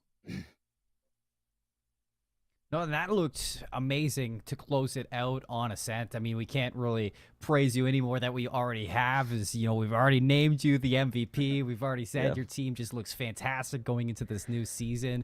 But after picking your brain throughout this and going in depth for the game, this is where we're going to close it out for the interview. Is there any shout outs you would like to make to anybody that may be watching?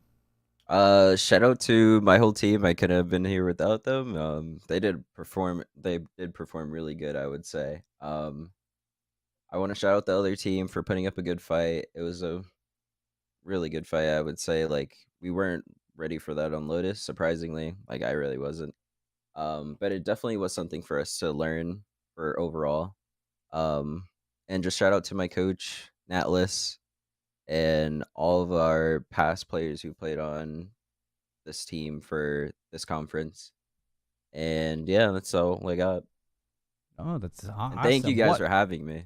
Oh, we appreciate it. One last thing. Yeah. Is there anything you want to say to any maybe opponents who might be watching you? Any messages you'd like to leave for them after this? You gotta watch out, guys. We're on the come up, so that's all I gotta say. That's all I'm gonna put. That's all you need to say, Seikyo. Thank you for joining us on the desk. Good luck in the rest of your games. We hope to see you back on here in the future weeks. Take care. All right, thank you. Have a good one, you guys.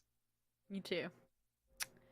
What a fantastic guy, Zobi. I mean, that Yeah. that interview was lights out. Couldn't ask for anything more from him. Yeah, I mean, you'd expect somebody with that much MVP prowess to have, you know, some sort of ego or like some sort of air of confidence, but they were just so chill and humble, but Yeah. still kind of like understanding that they are growing as a team still and have a long way to go because this is week 1. It's only week 1. I think that's the biggest thing that we need to kind of read towards the viewers is that this is the beginning of a brand new season for the East Coast Conference, and from what we see for CSI looking to get that revenge over SNHU, they almost had it. So Yeah. although Seikyo was saying they had the reads, you know, they were doing everything they can to work around this team, CSI had the making of what could have been an upset today, and that would have been a fantastic way for this team to start off the new season. But Zelby, it wasn't able to happen. SNHU, they were able to pull away. They get to start the new season with a dub, but that's not all we have to look out for. We got something coming up tomorrow, Zobi.